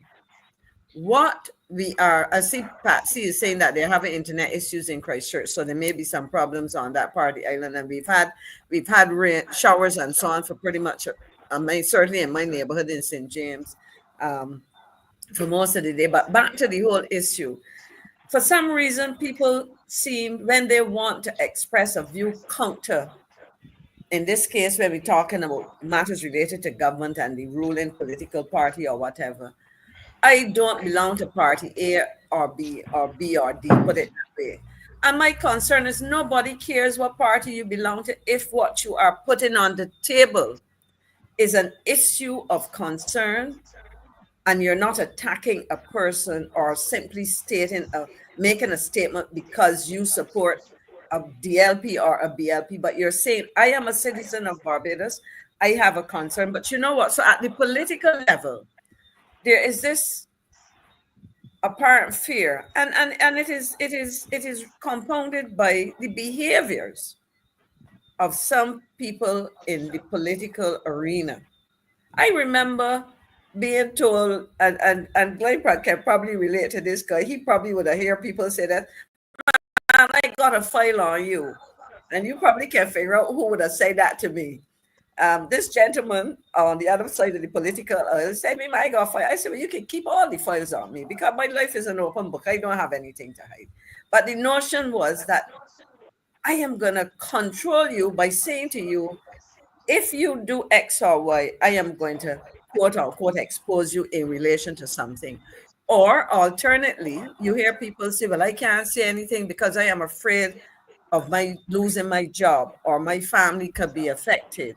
You know, I'm going to be victimized." And that, to my mind, is something that we as a country and as a people have to get past, because we walk around the world, and I say we because I was part of the political decision-making process and represented this country, and we see it now where people talk about freedom in Barbados and all of this, but yet you exercise your right to voice your objection to a particular position or to express your concern about the extent to which a piece of legislation, in terms of part, not all, and this takes us back to Washington, part of the content seems to exceed what is considered appropriate.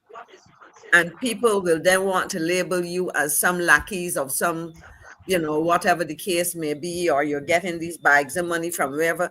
And so that whole fear is something that we have to really think about. And then in addition to that, you were talking about the vaccine, well, you know, the whole issue of protocols related to COVID. Let me talk about in that way. And you know, instructions, a new ID. Let me use the example of the ID, of our new ID, our digital ID, etc. If you go back and revisit some of the advertisements, the promos, the information shared with the public, it was almost as though people wanted to beat you over the head to do certain. In other words, it was almost, rather than encouraging, the language often used, whether it is official language in official situations or otherwise, it is more threatening than encouraging, if you see what I mean. And all of those things serve to keep people fearful.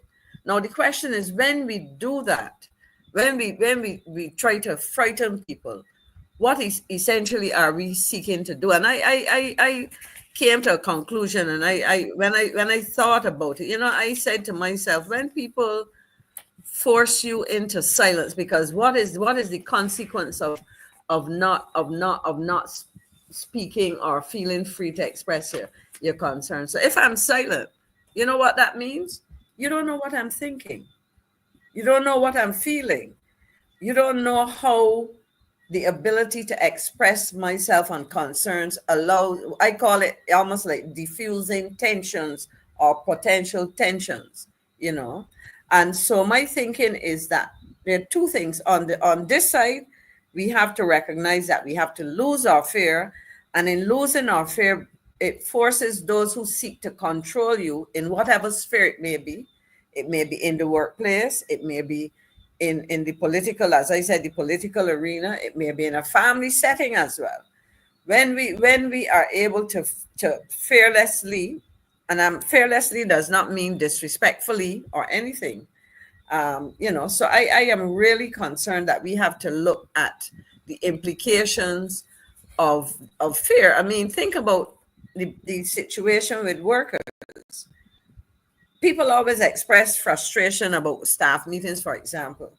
You go to a staff meeting and there is very little contribution from the staff. And then you exit the meeting, and what happens? There's then around the literal or figurative water fountain and in the corridors and back at their desk, people can articulate every issue that they needed to. And that probably is a reflection again of fear of being identified and associated with a position and therefore targeted, not in a positive way, in a negative way. So I really am, and let me pause and get a reaction from y'all, because there's some other things I would want to say, because it is not only in, as I would say, in the political arena.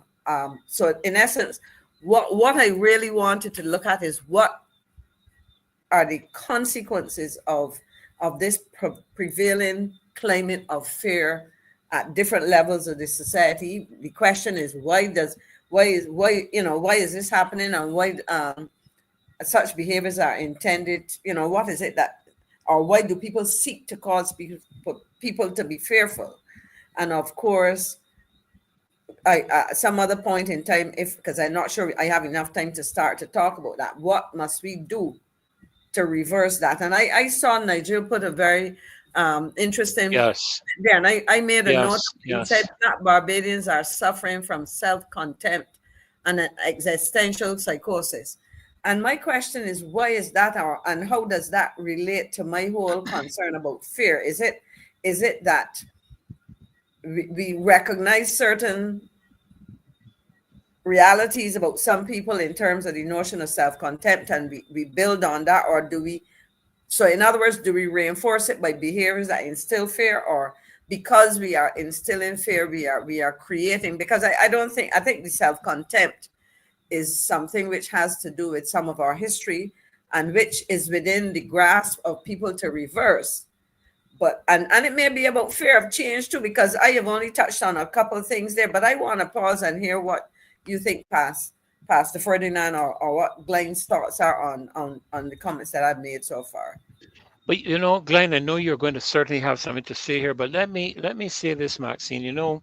When we were in Washington, the evening of the commission, the hearing before the commission, myself and Timon attended another event. And in that event, there was a gentleman that was exceptionally informed on the entire matter of slavery, particularly Barbados. And I wish to God that we could have a conversation with him, but we didn't have the time. But he said something, and I found it very interesting because I made the comment, um, in terms of a bit of our Barbadian heritage, that some of the best slaves are brought here. These are some of the things you were taught down through the years. They brought the nicest slaves here because, of course, the aristocracy of England and so on was here in Barbados. Barbados was the central hub of all the slaves going out everywhere else, that kind of thing. And he took me to task on it. And I was wondering, why is he taking me to task on this? I mean, and then he shared with me, he said, there are no docile Africans. He said there are no docile Africans in our ancestry. Africans are passionate, emotional, vibrant, active people. But then he spoke about how all of that was stifled and shut down by the colonial masters. And it is in that, when I started to hear him say that, I began to understand the root cause of what you are talking about, the root cause of the fear. Because of course you would know that back in those days, if you spoke up, you were lashed. If you didn't lose your life, you were beaten badly, you were hung on trees. All of these were the things that were done, as we would put it, to scare the hell out of the slaves so that they would be kept in line and that type of thing. So I'm just wondering if that has not been the core, so to speak, of an ancestral DNA that has come down through the years, so that we are afraid to say anything. I say, even when you have workers in a business, what you said is absolutely true. Everybody will come in, they're there to discuss the problems. Nobody will say anything. And as soon as the manager, GM, or supervisors or whatever leave the room, then everybody starts to talk. So there's almost this inherent fear within us that if we open up our mouths and say anything, we're going to get into trouble and all this kind of thing. And he really shared with me, well, with us that were in the room at that time, how the colonial masters implemented that type of subjugation of the African slave, who would have been very different to what we're experiencing today. I don't know, Glenn, what you would have to share where that is concerned. Yeah, I can speak half the night on this. Now, Wow. I'm very wary of people who make these grand, bland, grandstand, wide, sweeping statements, psychoanalyzing Barbadians and Barbadian slaves. People give me the basis of their conclusion, on what are they basing these conclusions there? Are you just retroactive in projecting what we know of Barbados, of the world there, and go and judge the world at that time by the same standards? Because when I look at our delegation, Barbadians in Washington before the word. Did you see any fear, any No, sir. servility, We were anything? off the So plantation. but we came from the same stock. I think it is. I think it's an. Unless you can tell me how you arrived at this conclusion, that disputed. There was. We were there. Even the youngest of us, who did not would not have lived as long as you for a year, they were not fearful. I grew up in the Barbados, where in Spooner when there were arguments and they're getting rough and you want to shut down somebody. You know what they used to say? You can shut the park gate. I mean Queen's Park Gate, which had to be shut at 9 o'clock at night, but you can't shut my mouth. And that I know has been the attitude of the Barbados. And this thing, Barbadian slaves being docile and quiet and no, the Barbadian slave, if you do other research on slavery, because Barbados was a virtually flat country, had a lot of militia, etc. The slaves, we had no mountains and hills and valleys and forests to run high. Yes, They that's had what he to said. survive. Nowhere to run. Yeah, To survive, nowhere to run. they had to devise other tactics to survive in Barbados. That's why they would have passive resistance. Women would abort their children to refuse to give the slave master and that's a slave to rule. They would sabotage the slave master clothes and the food. So to believe that we had a band of yahoos in Barbados all down through the years who were afraid of themselves it does not make sense because some of it would have stayed more. How do you think Barbados got to be where it is by being docile? By No, agitated, by resisted. So you have to tell me how you come to those conclusions. which And conclusion? therefore, Which conclusion? Which conclusion? I just want I heard talk about docility. self contempt and psychosis. Why I ain't got none of that? I know I got none of that. Well, we I can didn't get know. Nigel to explain what he means. No, I will On what say this, basis? though. I will say this, though, Glen. I will tell you. I've been around almost as long as you have been. What I would say is that there's some Barbadians who this image of self is not what it should be. And to me, I see elements of all of these things because when you talk about docility, I didn't buy that. Barbados was almost overpopulated from very early in its history. As Glen suggested, as a flat island, we didn't have the rivers and the hills and the gullies and the whatever to disappear and for example, if you go to Suriname and you want to get to some of their maroon communities, you spend hours trying to cross the rivers and whatever to get to those points.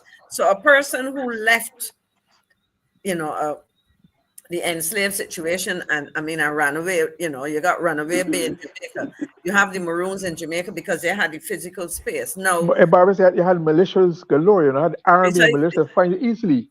So you couldn't get from St. Joseph to St. Michael as without somebody picking up that you ran away from whatever plantation or whatever. Now, what I wrote down here when we talked about DNA, for me, I think that I call it the presence of institutional and infrastructural DNA. Because at the end of the day, the structures are which is I think what Glen was referring to.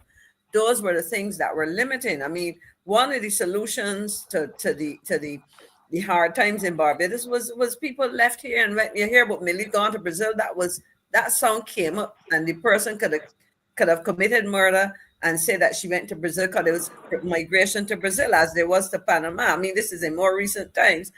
But at the end of the day, if I still look here, though, Glen, and this is because I talk, and this show, for example, as I said to somebody last night, I cannot go to the supermarket on any day of the week, and I can say this without somebody stopping me and saying something about what this show it has done or is doing for them in terms of information, etc. So I would not negate I as I said, Nigel will have to explain to me the whole thing of existential psychosis. What I buy into is that there are a lot of people whose image of self, and I will go back to find the word that he used, whose image of self is not what it should be. And it manifests itself in a number of things. For example, and when I said fear, I I talk about fear. I use limited examples, but I also want to talk about what I have seen in engaging people in terms of fear of success and fear of failure. You know, for example, people will tell you, I remember when I decided that I wanted to leave the university and go into business, having taught entrepreneurship for more than a decade, introducing the course and so on. And I say to somebody, the thing that I'm telling people to do, I want to do. And people say to me, why would you leave the university where you get a good salary and whatever else? I mean, this was my mother too. And think about going into business with uncertainty. And I remember one of my colleagues at the university said, but you have a relatively new mortgage and whatever. And I say to the person, a mortgage is either a lot of money or a little bit of money, depending on how you look at it. And in everything, the house that I was born in is still occupied by my father. And therefore, you know, but I think at the time when I left, no, my mother had already died.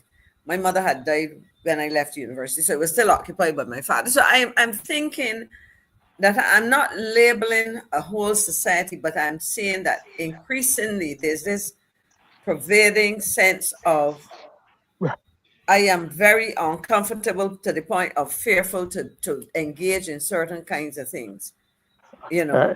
Yeah. I'm not disputing the question of fear. I think the fear is very real. I've because of my age and watching politics and government in Barbados, I've seen governments come and go, change, etc. And gradually there's a question of fear of victimization, but it has never been this palpable. Oh, Never that is been this. Never. I know But you know, people in the civil service who are afraid even to write a letter to make a comment because and these are people who have.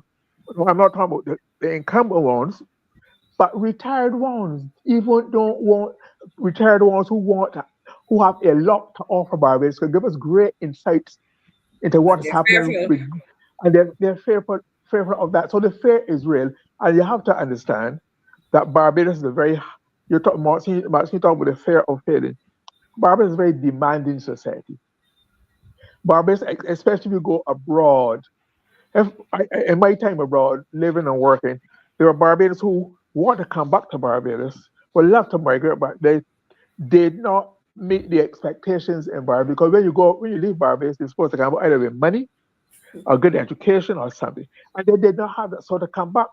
And Barbados have been fearful of risk because there have been generations of people who have lost money and hurt by Barbados and Barbadian institutions. So it's not in the DNA, it's part of the folklore. Even today, here people talk about, you ever heard of Mackie Simmons Penny Bank, Mackie? Yes, sir. Yes, sir. Okay, and that's long Yes, ago. sir. Freddie, you must have heard it. So this thing is real. And let me talk about self-image. Maybe I see myself, first of all. I've always seen myself, first of all, as a person. Secondly, I'm a Barbadian, because Barbadian made me what I am. And thirdly, I'm a black man.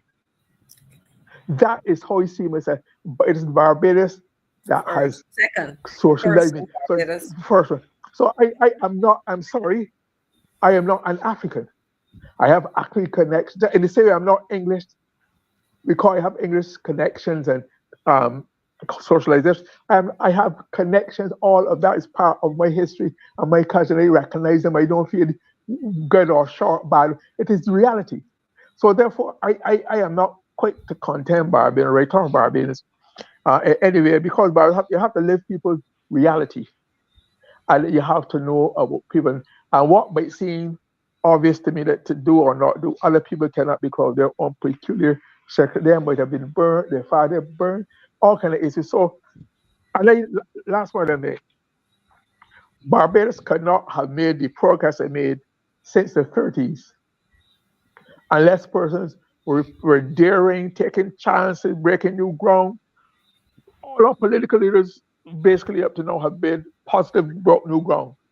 That is how we got here. We didn't get here by being African. We got here by being all out of our own collective wisdom and experience and know, figuring out the world, our old world view. and our vision and our values or what we want Barbados, we can work to get Barbados sorted. So I don't think we can offshore it or subcontract to anybody. We have to do it for ourselves. There's a comment I'd like to share with you guys. Listening to what you're saying, especially with the group that went up. I'll say this, Glenn, that um, I've grown up in business. I've grown up in a very religious sector as well, and I can tell you, Glenn, there's an element of fear even in the church. Where church members don't approach the priest or the pastor or the reverend, and I know the reasons for that. I've grown up in companies where I've heard people discussing matters to do with a particular problem in the company, and they are afraid to take it to the management of the company for fear of repercussions. And as you would know, Glenn, down through the years, Maxine, both of you would know, down through the years politically, there has been always this spectrum of victimization, where if people see you associated, you take, for example, the marches that we have, there are people who have told us point blank, it would come out, but I'm afraid of being victimized and that type of thing. And when I look at the young people that accompanied us, I will say this to you, we have a developing generation, Glenn, that does not carry the same apprehensions that we used to carry. They don't carry the same fears. I will tell you, they will kill you on the spot in the bat of an eyelid, while we may back away, to be at peace, and that it's not the same generation. I am seeing that being manifested even as we look at what has happened with this gentleman we were speaking about a little while ago. When we see what is happening within the communities in terms of people conflicting each other and so on, they're not afraid. It's almost like, if I don't know if it's generation, whatever it is, Z or X or whatever they call themselves, the millenniums. But it is almost as if they feel they are Superman or Superwoman. There's not the same element of apprehension that we had. And when I say we, I I'm looking back. I was taught. My mother taught me a significant aspect of respect and not fear. She taught me respect. But I but see in our current generation, when I look at people like Timon, and I listen. I just want to read this to you quickly before you make your comment, Glenn. This was Timon's statement. Um, and you will remember probably, Maxine, at the press conference. I have hope for this situation. Listen to this 20-year-old speaking. I have hope for the voice of the Barbadian people to rise up. It was once thought that Barbados was the perfect colony and that we would forever be on the bidding of England, never rebel. Then there was yeah, Botha, he reflected. there They you thought are. they could infringe upon our rights as workers, and in the midst of our labor rights movement, there was Clement Payne. They thought even still that we would remain attached to them and still hold on to the Union Jack, but there was Barrow. So the same spirit that allowed the Of rebellion, course. our independence, and continued progression is still present today. It is not dead.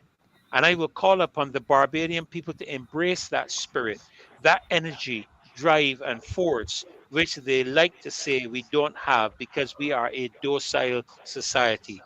That's not Uh, who we are at the core, not who we are at credible point, not who we are at credible points in our history. That was Timon Howard On Friday. on Friday. I think that substantiates my position. I really think of some of what I did not even remember that. But this is my observation You over are time. correct. But Yeah, yeah. let me, but this fear of it, just something just came to me about victimization. Maybe I don't really talk about myself, but maybe you can tell how petty and pervasive this this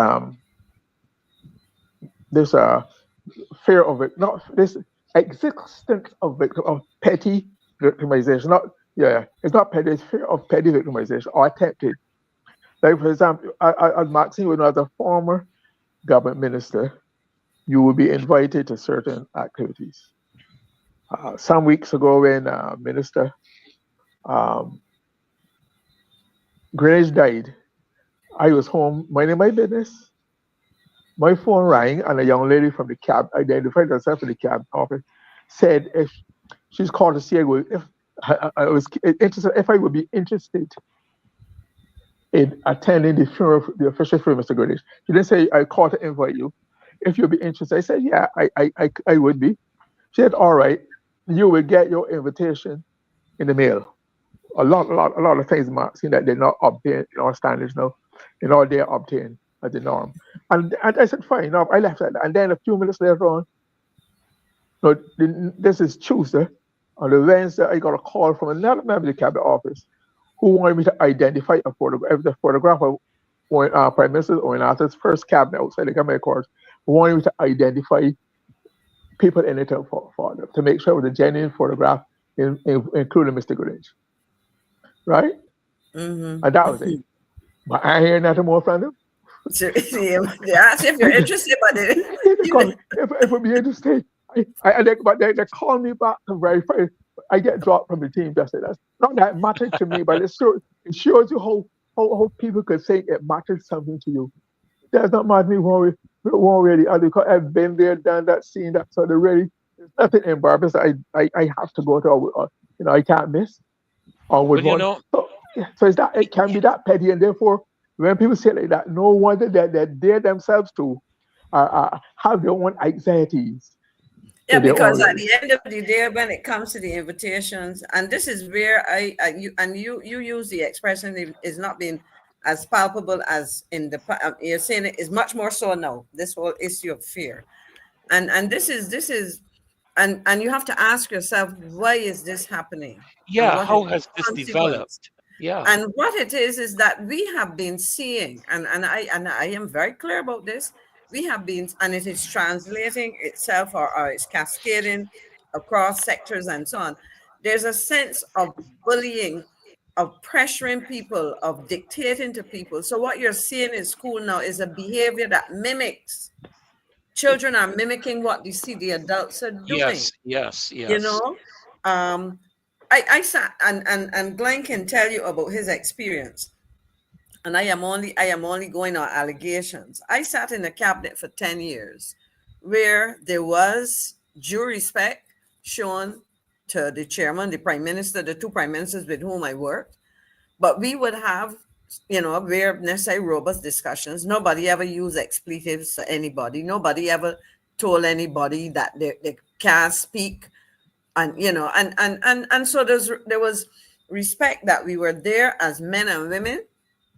And people recognize, as it says, Prime Minister in the part, you had the Prime Minister's first among equals, and that respect was given. Now, in other situations, I've heard allegations of people being told not, or whatever, and I can hear of things I've heard around the region in other cabinets or whatever. But if you have a situation where a public officer in fact, let me use an example. Let me bring it back to Barbadian politics. I am amazed, and I was going to ask Glen if he could check out for me if an instruction was ever given. But I would suggest to somebody go and do what I call a content analysis of speeches or statements made by members of cabinet since 2018 until now, and see the frequency with which reference is made to the Prime Minister and what the Prime Minister says or thinks or wants or whatever the case. It's almost as though I am speaking with the instructions. I'm speaking of instructions given to me. It is a strange thing. I don't know, Glen, you would have been there before me. Now I'll come back to Nigel's comment there. But Glen, because I just find it strange. Do you want me to speak? Do you want me to help us come in now? Yes, on that point? To help me understand. I also serve in the cabinet where the practice of Paris Prime Minister in the parish, first of all, equals. It was not so much, and there were equals. Prime Minister Arthur treated everybody equally. As a matter of fact, I used to get great fun when people, some people tell me, "You're only a minister of state. You're a full minister." I said, "Don't mind that." I said all the ministers got the same money, whether you were That's true. Minister of or minister in. So Not there was anymore. not the only, I know that was the distinction. So I laughed at it. I said, "Well, I get the same." I remember someone saw that because there was one colleague who allowed themselves to be confused by people, and they were made a they became they were minister of state, and people were saying, "Man, see, Mr. Archer, you're minister of state," and they became very bitter, and they followed Mr. Arthur, and they held him in his mind. He come out, he put out and said, he was from Mr. Arthur heard about it and asked about it. He said, "Are you vexed? You're, Mr. Prime Minister, I didn't get the same money as them, the same person." So a title does not make a difference. It's what you do with the job in the job, not the title you got. So that kind of fear and that kind of bullying. Don't forget, um, we have seen this question of the prime minister. The prime minister, remember during the campaign, how first of all, for all years I knew she was Mayor Mottley. But once with the campaign, Mayor, I'm more Mottley, please. Mayor, I'm more Mottley. And I got it from good authority that candidates, people speaking this platform were told they had to mention her name about 15 times also in a 20-minute speech. So that's what you heard is it is part of the almost cult of personality that's developed around her. And that is why some people do it instinctively. I I used to talk about the government unless I direct, but in my speeches as a minister on my own right, I never used to make any references to the prime minister. It was my own man, it was the own minister, and he expected you to do that. So the prime minister never once gave me any instruction, even though I was a minister of state under him, responsible for several areas. I knew the policy. He said, "You know this policy, go ahead and say it, talk." I never had a vet, and he never gave me instructions. So this idea of being obsequious and bowing, either like Mr. Strawn to anybody, or calling in a reference because you have to bow to. And it not to me. It does not. I can't work at it. It doesn't fit my personality, my brain, how I see life or whatever. So I really am sorry for them who think that they get validity and affirmation. They have to make reference to, although the prime minister is the source of all wisdom and everything and life. Remember Mr. Barr said, "The Lord giveth, And the the Lord Lord taketh away. taketh away. Yeah. Blessed Yeah. be the name of the Lord." You know, But as I was, sorry, as I was no, you growing go up, ahead. as I was growing up, Maxine, Glen, Uh-huh. um, my mother took me one day. She used to go over when we moved here to St. George, where we live now. You remember Mr. Adams used to live over in Walkers in Right. St. George. And quite often my mother would go over early on a Saturday morning to discuss matters of education with him. And so I went with her one morning, and I will tell you all the truth. I heard my mother carrying on the prime minister. He was the prime minister. I heard my mother carrying on the prime minister, and if I could have found a hole to go down into, I would have gone down into that hole. And when we left there coming back home, I turned to my mom and I said, "Mom, how you could talk to the prime minister like that?"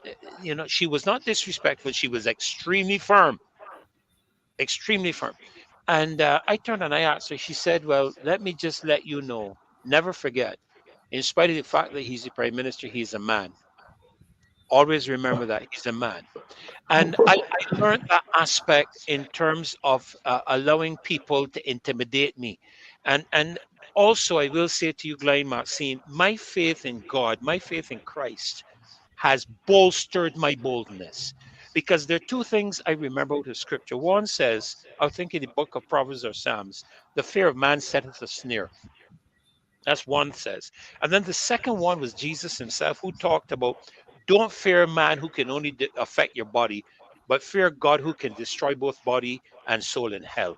And so I garnished a faith that will not allow a human individual, I don't care at what level you are at, to intimidate me, period.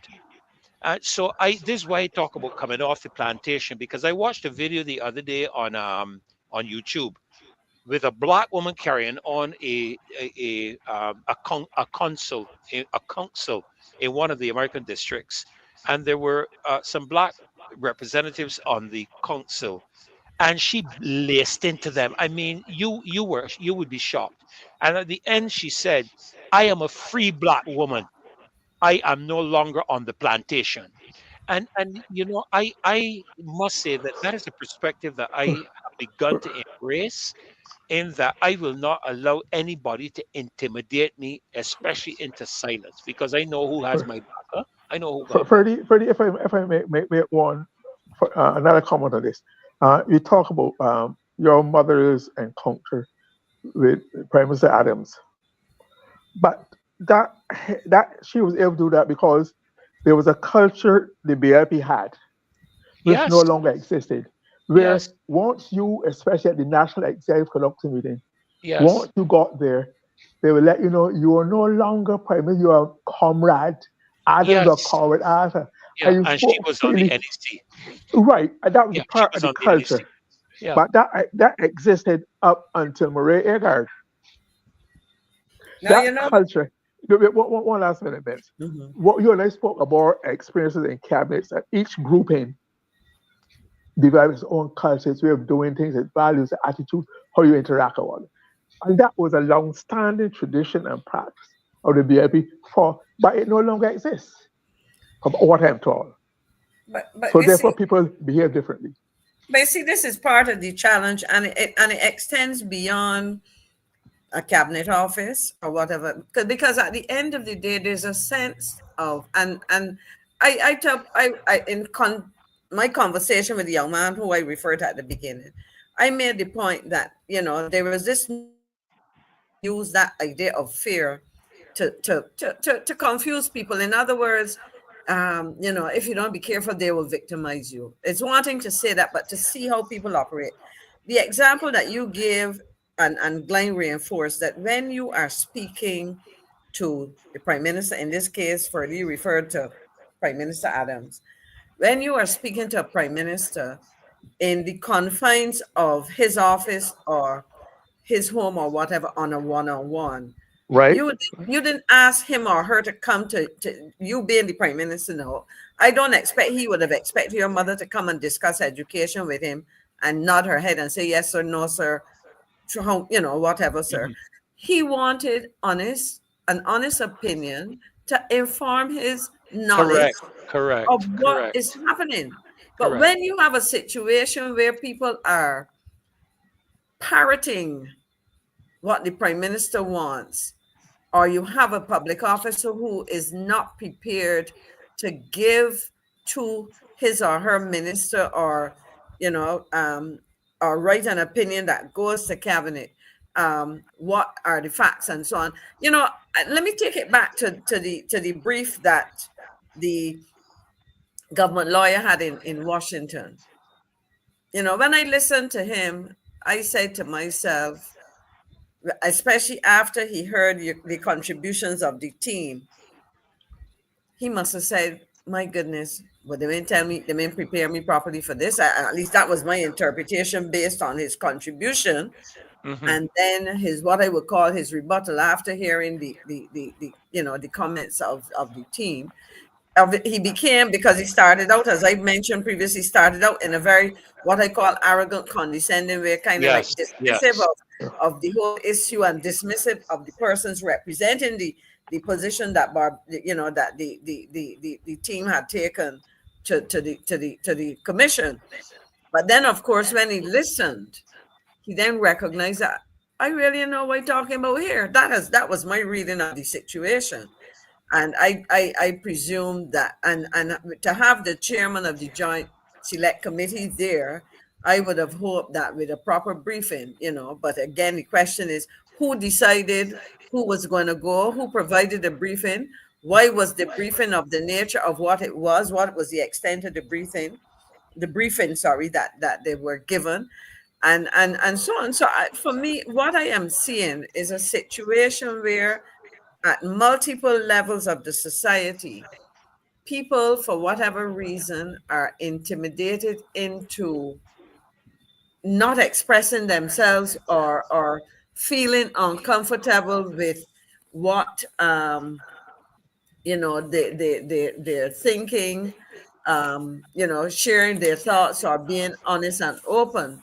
And as a result of that, I think that we stand to lose, because at the end of the day, um, we really are.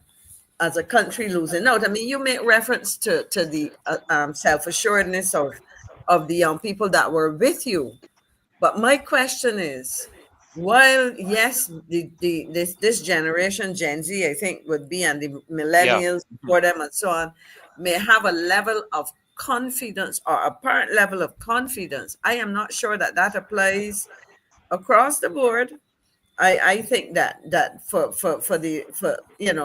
it's a question of what really transpires um, when we have a number of young people try. I was looking for something, I kind of lost my thought.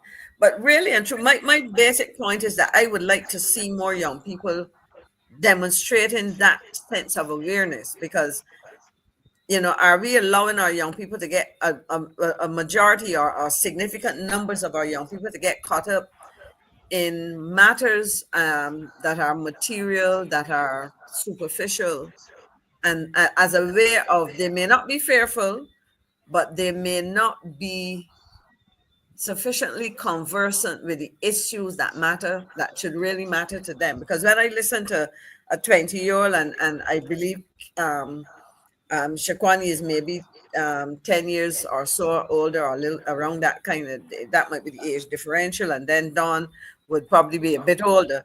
When I listen to those young people, I listen to young people who would, and from different socioeconomic situations and so on, but who would have come up with mentors and so on, who would have pointed them in directions that made them politically aware, very conscious of issues, and willing to get involved at that level. For me, too many young people, and it probably is less about fear and more about lack of exposure to things that impact them, and the consequence of that is that perhaps if young people are not made to, are not aware, or are not socialized or oriented into addressing or engaging on matters that are significant in their lives, and not, because when I look at what's happening around here, there's a lot that is done to keep young people in a frame of mind that's about entertainment. And I may be interpreting it wrong, but I'm not seeing the teenager Glen or Yeah, Ferdinand that would have but spent a lot of time reading issues and familiarizing, I don't know, with but national and international issues. What do you you, think? you're making a good point. Unlike everything is in life, and children is how they're socialized from home, from the very beginning. You can't. That is where it starts. My children, I told them certain things in life.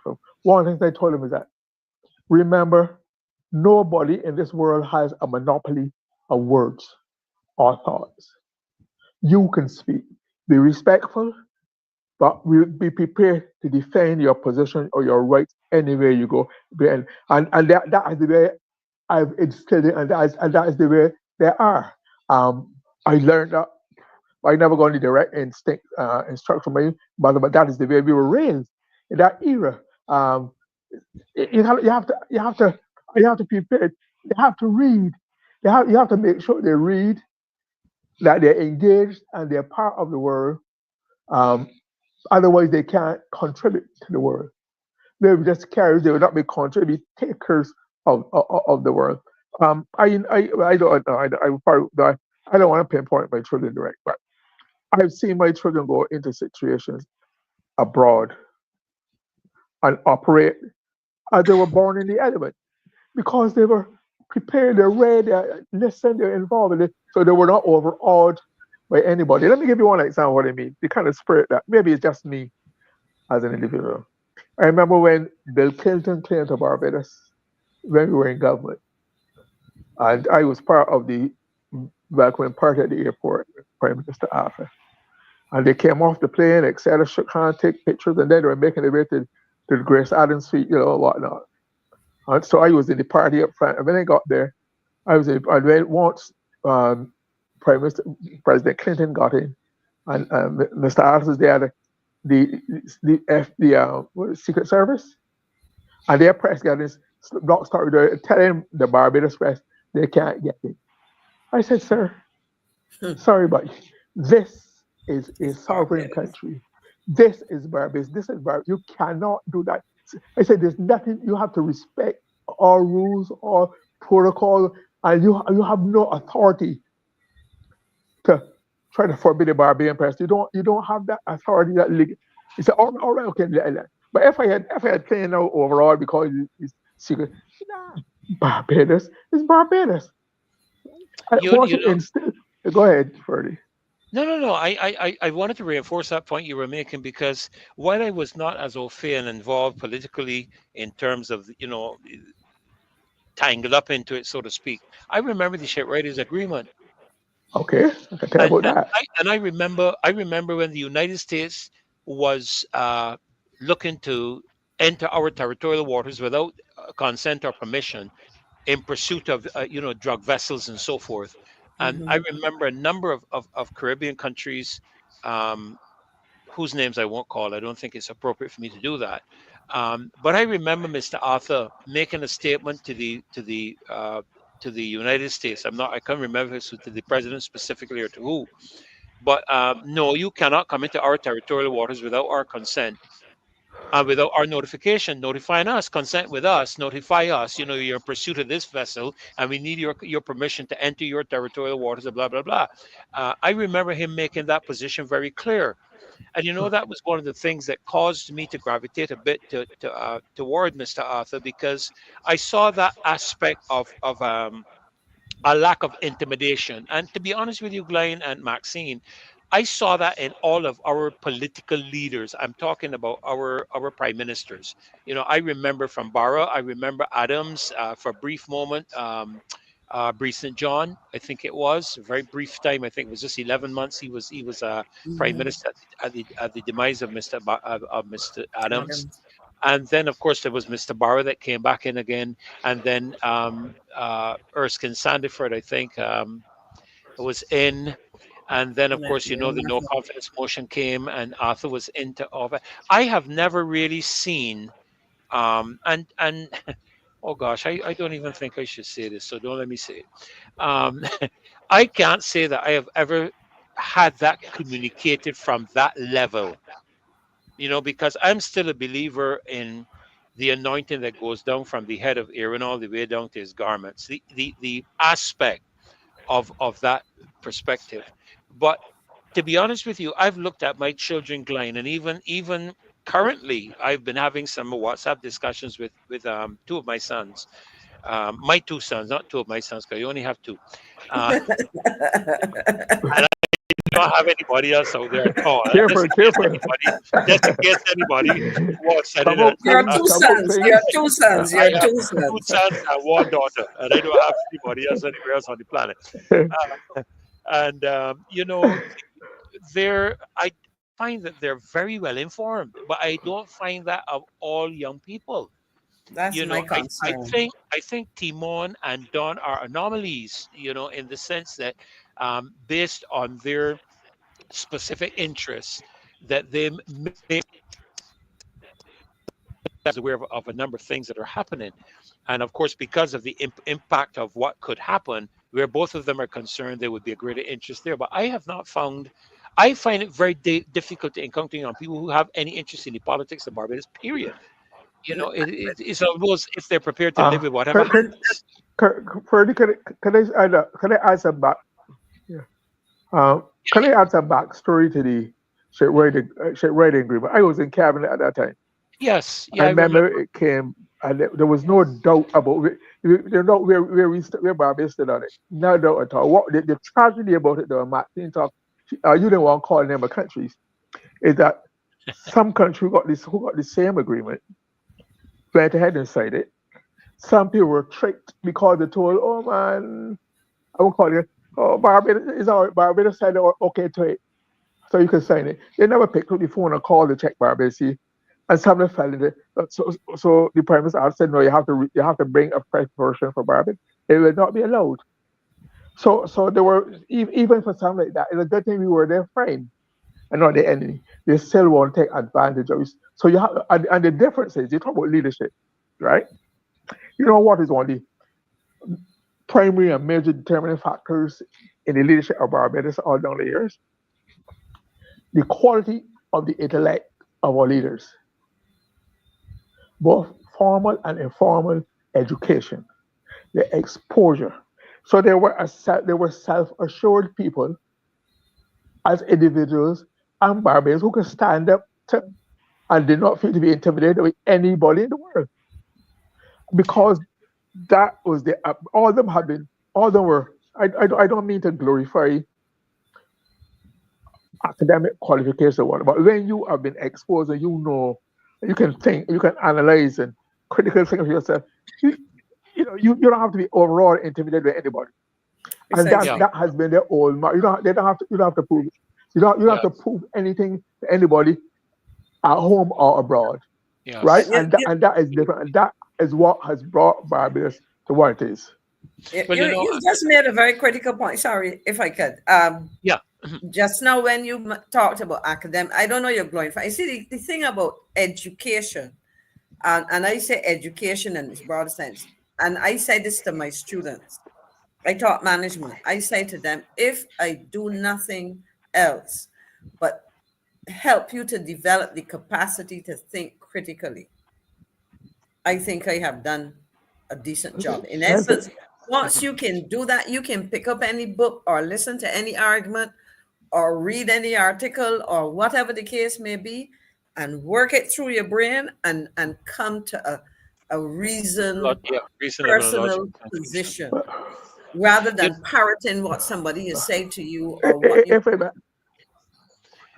I want to shift our attention just for a few minutes for the last few minutes of the program. So Glen, you go ahead and make your comment because I want to shift quickly that we wanted to touch on tonight this matter that occurred that I'm sure both of you all are familiar with this TKY Ponzi scheme.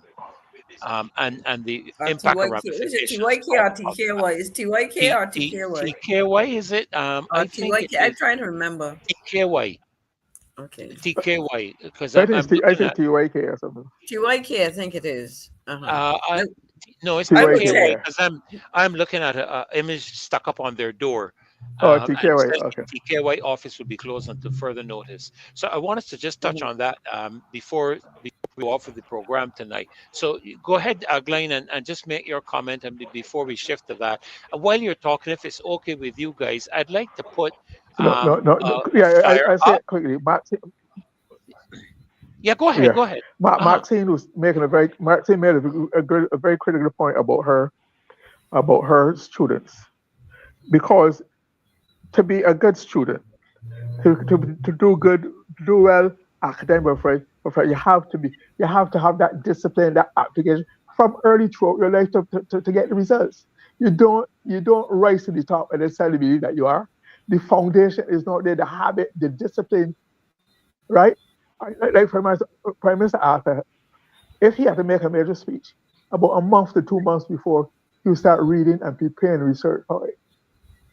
We reading stuff, we checking to make sure all that application you can't bluff the way too far. All right, I rest at that. Yes. No, a very excellent input, to be honest with you. There are a lot of factors that I think will come to bear in terms of the fear component that we have in this country at present, because it is a reality. Wherever you turn, you encounter people who talk about it. Even the other day, someone raised with me, concerning the cybercrime bill that we were looking at. And they were saying to me, I mean to tell me that nobody in her cabinet can see these issues. What are they afraid of? They can't say anything to her, And I said, I don't know, because it seems that even within the context of the parliamentary group, that fear component exists. And to be honest with you, I watch press conferences and so on, where the only person I hear speak is the Prime Minister. It suggests to me that type of a component, and I am not comparing the difference in press conferences per se with the two parties, but I observe that when Mr. Thorne has a press conference, there are other people who will speak, and it has to engage some level of confidence within Mr. Thorne to allow people to speak and express their views on whatever relative to certain policies and so on. But it's almost as if the Prime Minister is afraid to allow her parliamentarians to speak for fear that they may express things that may not be, go along with her instructions or orders or whatever.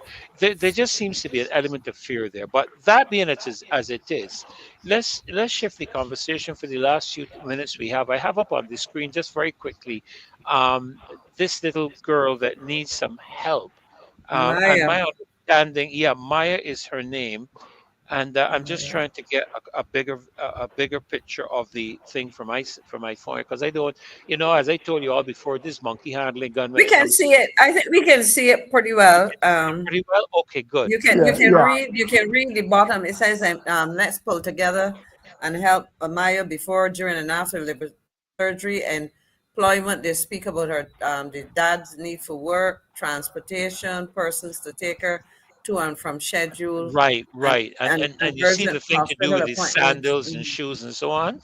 Right. Yeah, you can see all of that. Clothing and Yes. shoes, Okay. healthy prepared meals. Yes. So Yes. there's that need for I don't know if there's a contact number at the bottom Well, further, but it just I see something there on the bottom, but I don't know how to get. I don't know how to okay. get it up. Not to But worry, on the but bottom, I'm sure that we would have shared that, but people can check on the yeah, there is a Instagram yes. at AMYA. I'll put it in the chat while we're chatting about the Okay. TKY matter. Yes. So I'll put that in the chat that persons can go there and follow the situation. But we do want to help her. This platform has assisted so many, and we want to be able to assist her as well. So I'll put the Instagram information in the chat while we're Excellent. looking. Yeah. Yeah, while we're talking. So, Glenn, Maxine, let's take a shift for the last few moments we have, if we can, to this matter that I am myself now becoming more familiar with as I'm trying to read up on it and that type of thing, to this matter to do with this TK office. And I heard the central bank governor, and I wondered why, because I was so involved since I've got back with a number of areas. I wondered why the central bank governor was talking about this matter of Ponzi schemes until I saw this article in the Barbados Today? Today to do with this. Yeah, Barbados Today. I think it's dated the 15th. That would have been Thursday. I think. I think it would have been Yeah, I Thursday. think so. Um, Mhm. Article written by Mhm. Emmanuel. The heading is not us. The FSC Yeah, distances 14th was itself. Thursday, the 15th. The Yeah, 14th from the was Thursday. TK. Right, from the TKY shutdown. What do you all see in terms of this? I don't know how much you've been able to follow on it. I'm really getting the gist of things now. But in terms of these well, I don't know if it's upon the scheme or what, because they had offices here. They had to have had somebody's permission to open an office here, in the terms of the financial sector. I don't think they could just come in and open doors and set up things and do stuff.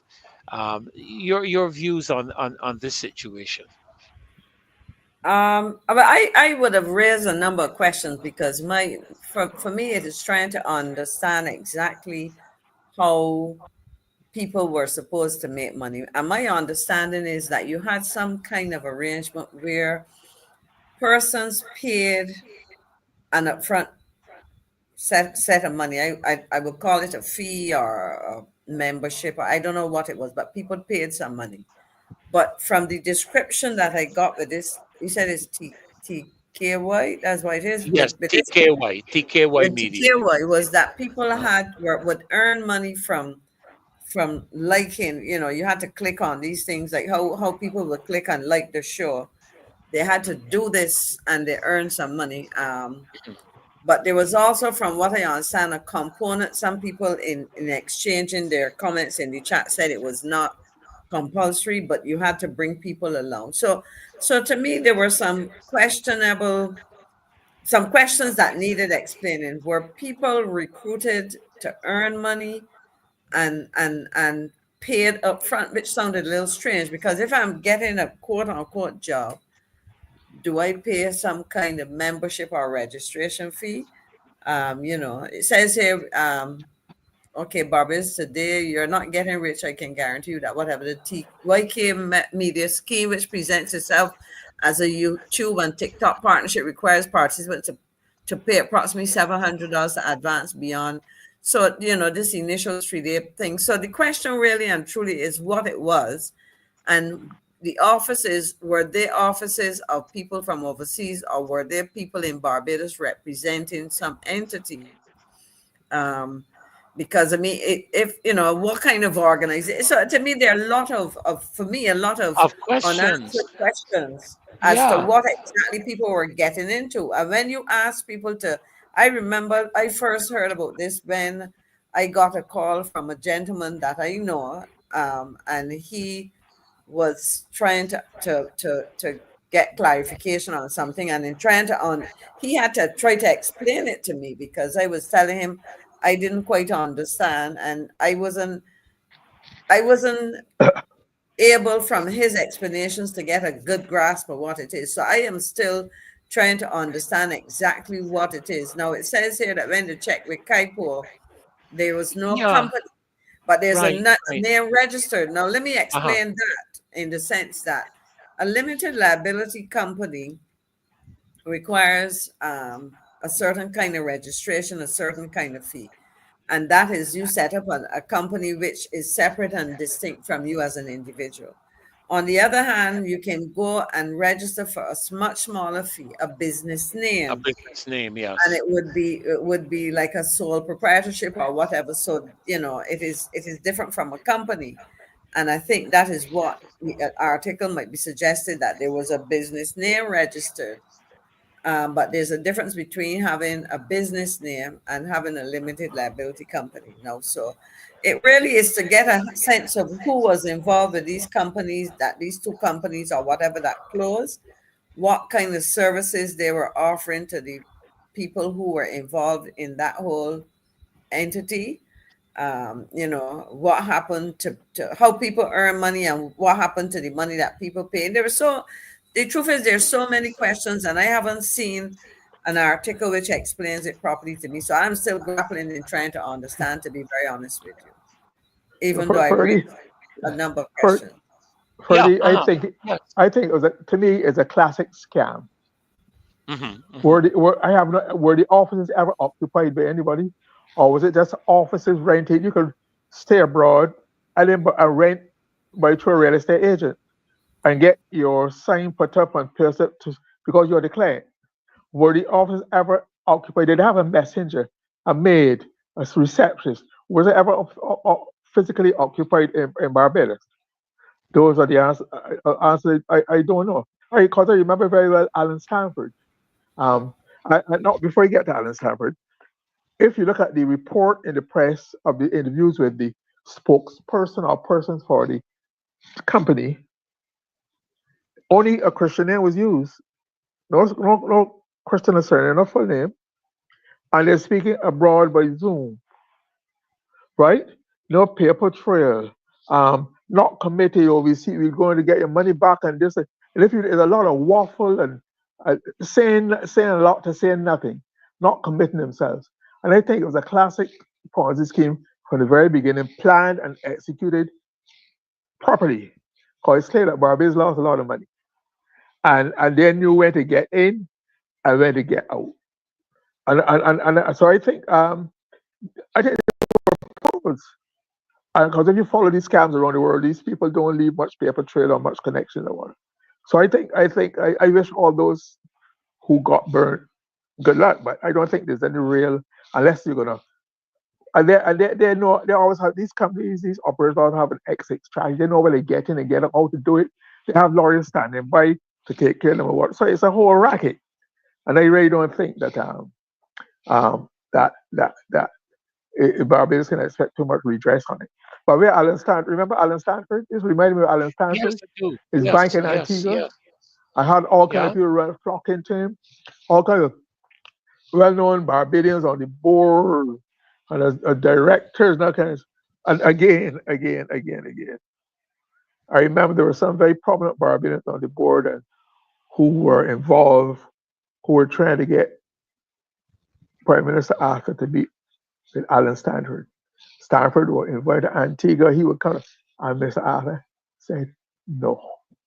Because obviously if a well-connected man, it would benefit them as a director, whatever. But he smelled a rat again. I said no. But I think people get caught up in the glamour, the thing. These people are prepared to go to jail or make money or do all kind of thing to get to set up themselves and look convincing. The point is to look convincing. All the appearances of success and proper operation, and that is what happened in Bahrain. People, and you get people to front for you, so you're never there in direct cut. Because I still don't, I don't know. I still have no Barbadian probably will ever come out and admit that they're publicly in the press that they were a victim of the whole thing. Thank you so much, Glen and Maxine. Because we live in some very tough times, to be honest with you. And people are trying to find whatever avenues they can really to try and enhance their income and revenues. Every day I encounter people, to be honest, that I didn't even realize that it was still an ongoing matter. I thought, well, maybe during and pardon me for my naivety, if that's a word. I like to create words, Glenn, because I feel that if Webster can do it, Naivete. It's naivety. naivety. Naivety, yeah.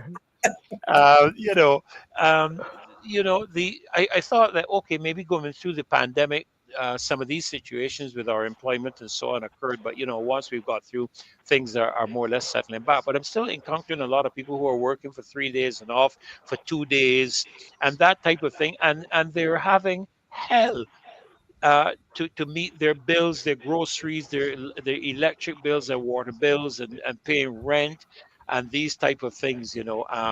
Thankfully, God has looked after us as a family, my children.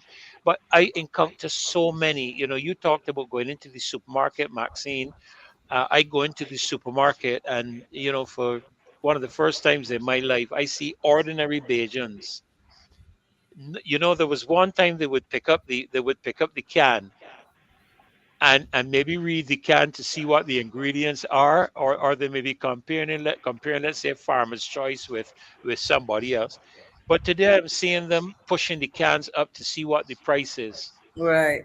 They're going along the little strips, to see what the What the prices yes. are. And that's not something that I have seen in recent years, to be honest, until now.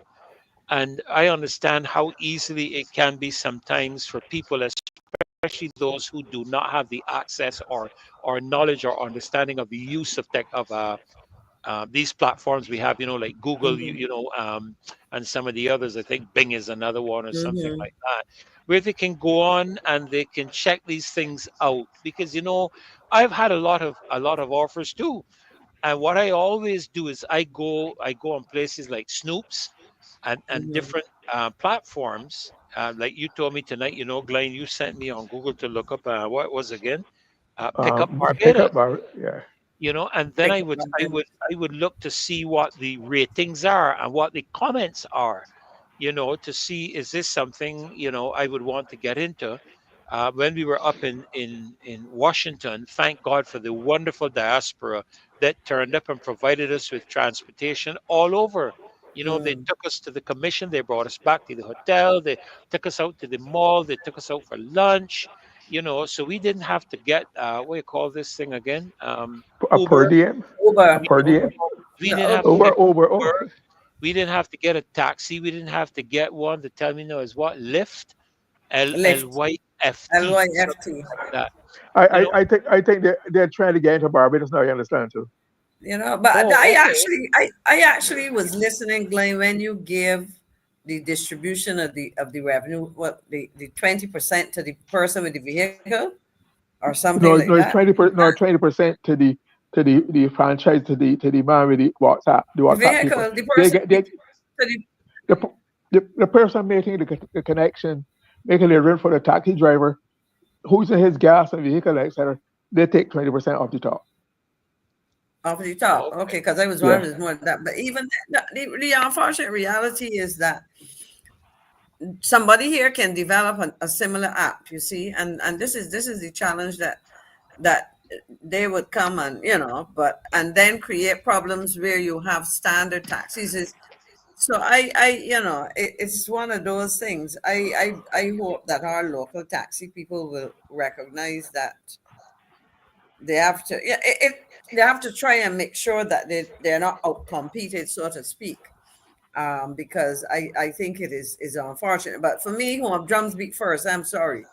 And my suggestion to local taxi people, in addition to the fact that you have paid fees to operate in whether it's the seaport or the airport, you need to also, to me, I recommend that they build a relationship with customers. For example, if I have a group of people coming here, I introduce them to a couple of people who are reliable and tell them, this is somebody you Yeah, may want yeah. to use. They know, they're properly registered, insured, all of the things and so on. But because you see, the place is so small that the ability, the amount of competition, when you increase these, I mean, as Glenn said, some people may be looking to introduce some of the other ones that I know that Uber tried it, Right. or people try to look to have Uber, but it is a small market. But we have to protect ourselves. No, yeah, and, It, and it, and the consumer. My point is the right. consumer at the end of the day. I tell people you can bring.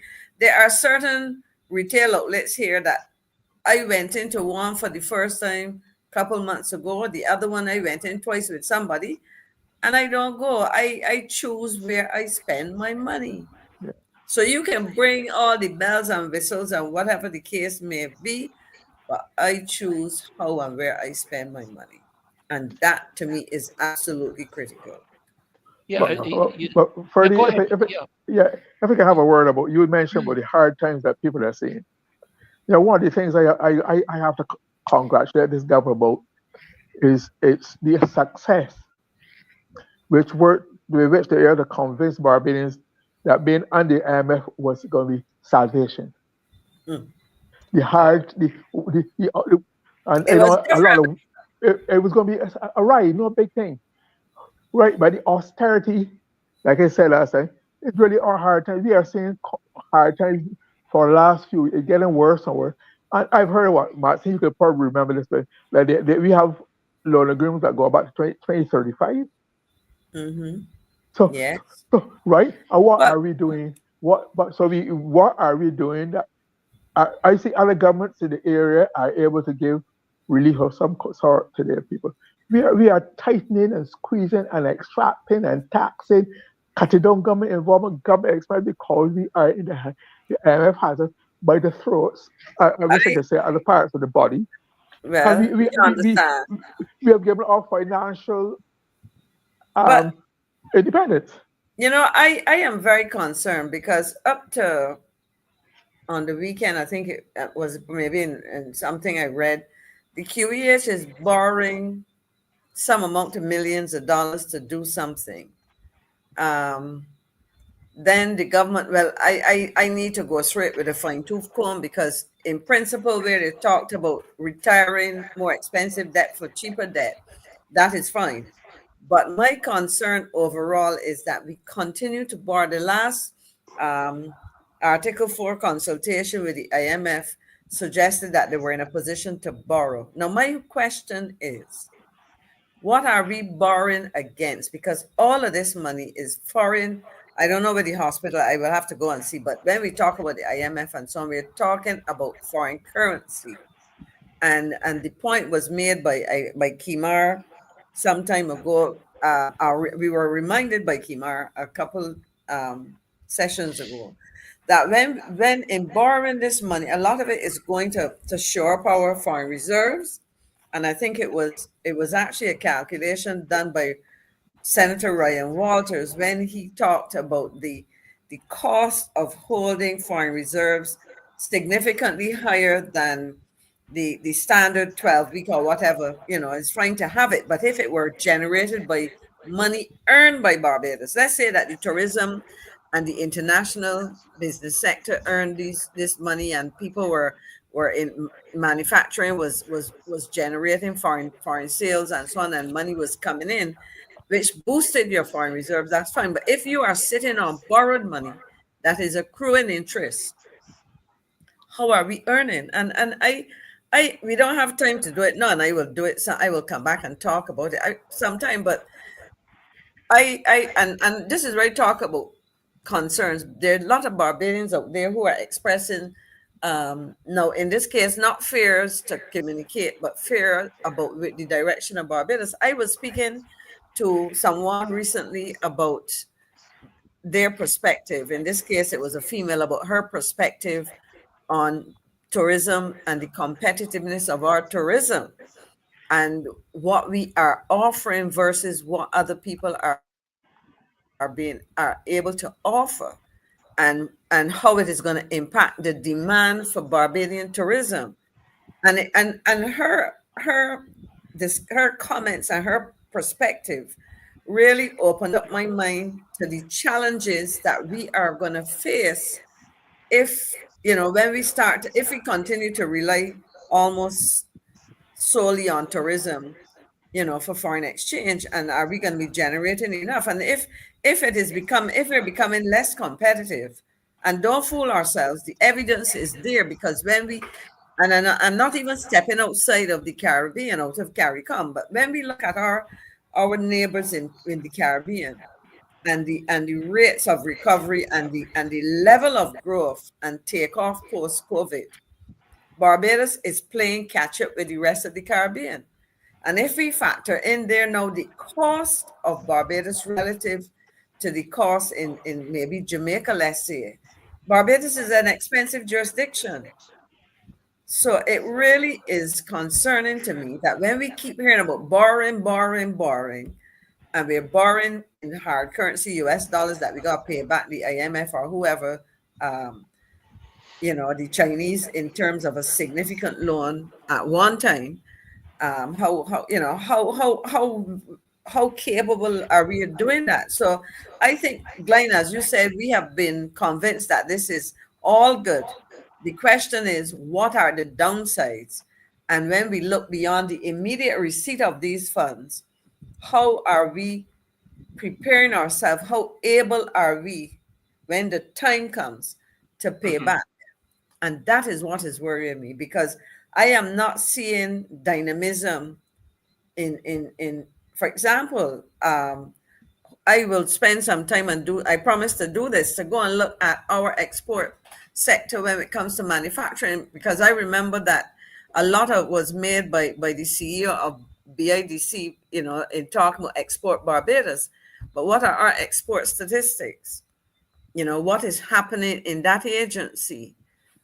What is happening with small business? Who is looking after small business and micro business? Are we really getting somewhere? Because we're seeing some nice numbers out there, but I'm not feeling it. And I say that because this is something that I have spent time in. Let me see. Nigel Newton is saying, comrades, the concerns you're highlighting are clear evidence of what I consider an existential psychosis. I would make it simple and say that we facing an existential threat. Right. I was just about to say that. Psychosis to me speaks of issues of the of the mind, so to speak. I might, before we go. Sorry, go ahead, Glen. No, I just want to say that when they spoke about how the government has convinced us that IMF is good for us, or will be good for us, we have really ushered into a mentality at the era of borrowing and begging. Yes. Begging now. When you call it philanthropy, contribution, it is now a new sector, a new industry. We're supposed that you have to roughly create everything. So we are really, really, really in serious trouble. We're sitting on foreign reserve, but we can't spend it on people. But so it is of no good to us. We just pay it back.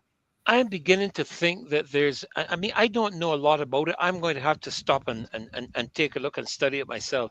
But I am believing that somehow the government believes that some of this climate change funding that they're seeking is going to help to alleviate or reduce the indebtedness and loans and whatnot. And I don't think these people understand. Maxine, I am not an expert in this area, but you can correct me if I'm wrong. None of this stuff does not come without specific agreements and conditions and so on in place. Am I not correct? You're correct. No, I that's what I said earlier. I have to go back and study it because there was an article and I shared it. I shared it with an economist friend before I fully read it, and I have not had a chance to go through at the part of what I saw in my preliminary reading, because from the time I saw it, I sent it off to the individual. But part of what I saw was a suggestion that part of as a element of this climate financing, there is an opportunity for Barbados to receive funds and as I said, retire and pay off. Let me use language that the average Bajan will Yeah, yeah, understand, yeah. and pay off existing debt. So, for example, if I had a loan that cost me 10%, and I can get a loan from you, and you say, okay, don't pay, I am going to charge you a concessionary, I'm going to charge you 3%. Or, so you lend me the 10, let's say $1 million. You lend me $1 million at 3%. I hand it over to Glen, who I owed $1 million, but I was paying 10% interest. I am saving 7% interest. Now, what that 7% that I'm saving is actually a dollar saving. How much it translates into dollar sum, we would have to determine how the bigger the amount of money you owed and the bigger the reduction in interest that you're charging, the more you would save. Now that would give you some savings, but you are still indebted. It is Thank reducing you. what is That's the required point. to pay, That's the point. but you are That's the point. still indebted. No, I will say this. I remember because I sat with a group, and it was a proposal which we initiated and took to some other members of CARICOM. When the Chinese government, as part of its Belt and Road, it had this massive infrastructure loan facility, which they had identified for Latin America and the Caribbean. And they were very interested because, of course, the ambassador's task is to get us to participate in these schemes. And the initial reaction was, listen, that is not going to benefit us because at this point in time, we are heavily indebted. We do not want to go into any significant borrowing of the volume because we don't have those major infrastructure projects.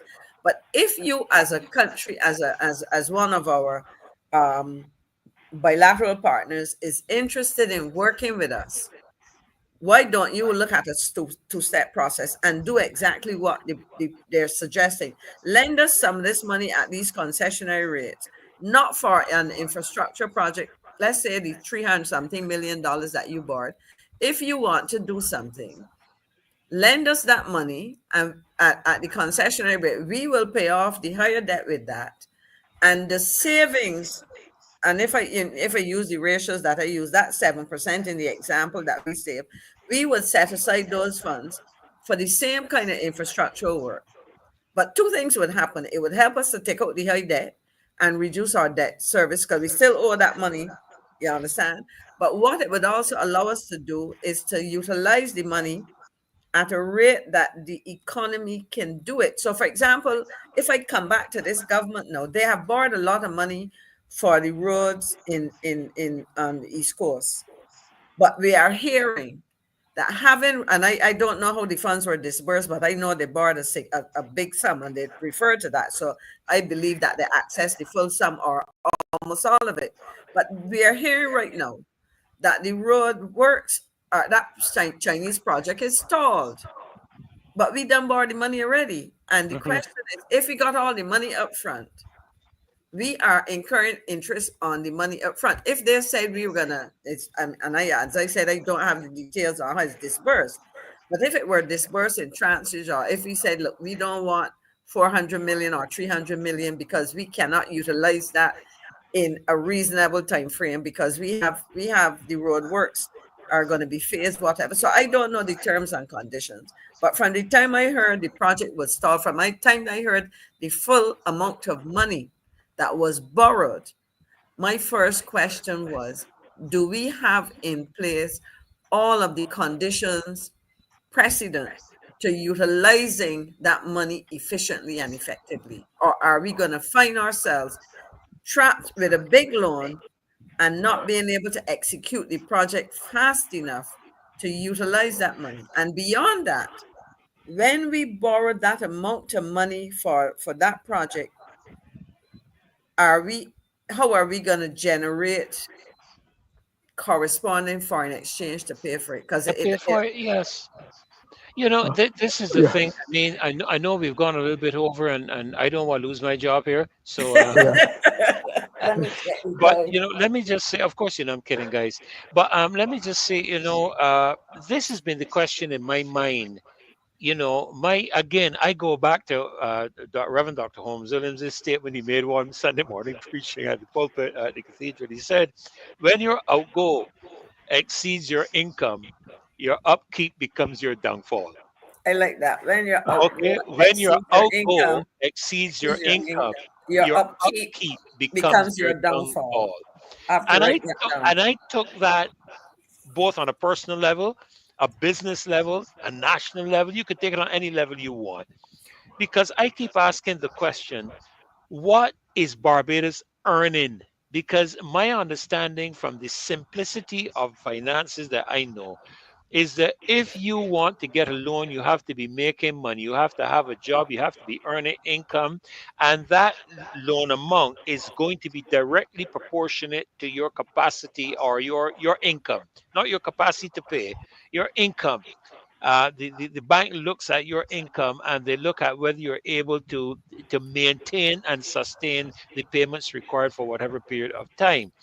uh, I asked the same question about Barbados. What the only thing, and I stand to be corrected, but the only thing I see generating any revenues, and we have not, and I think you made the point, Maxine, we have not got back to where we used to be compared to the other islands of the Caribbean, St. Lucia, Grenada, Antigua, and so on. I have been seeing significant increases where the tourism sector is concerned. They've actually got back to where they were before pandemic and surpassed it. And we have Jamaica not as even well. got there. Exactly, Jamaica as well. So my question is, who's going to be who's who's going to be paying these loans when we're done? You mean, Glenn, you and I are not going to be around here all the time. Maxine, we are not. You might not be by time to be. I intend to be here at least until 120. Maybe it might go I ahead. don't know. I have no control over that. So Listen, I will go with seriously, what is given Wrong, to there's me. nothing wrong with putting in an application. Ferdy, let me make a point here that nobody else has been Yeah, paying attention to. yeah, We talk go about the ahead. Chinese and for example, two things. The prime minister, when they talk about these concessionary loans, Maxine, just remember the prime minister was shocked that remember those loans that had variable interest rate. Yes, yes, yes. Aha. You So know, even if you're and the concerned, question is what is happening there and what are the possible Yeah, the, consequences? the, the other question is the Chinese economy is in trouble. Domestic economy is in it's in trouble, trouble. Yeah, yeah. right? And as you know, Maxine, when you get loan 50 million or you don't get them, you get it in tranches. So maybe the stalling in the road project is that the money it can't come through because they can't release it anymore. It's not flowing like it used to Interesting. flow. Relative from their, yeah, yeah. Perhaps. That, that, And that is a I go will ahead. share this one with you, and for because of that, somebody again, I like talking to people share some very interesting and provoking thoughts.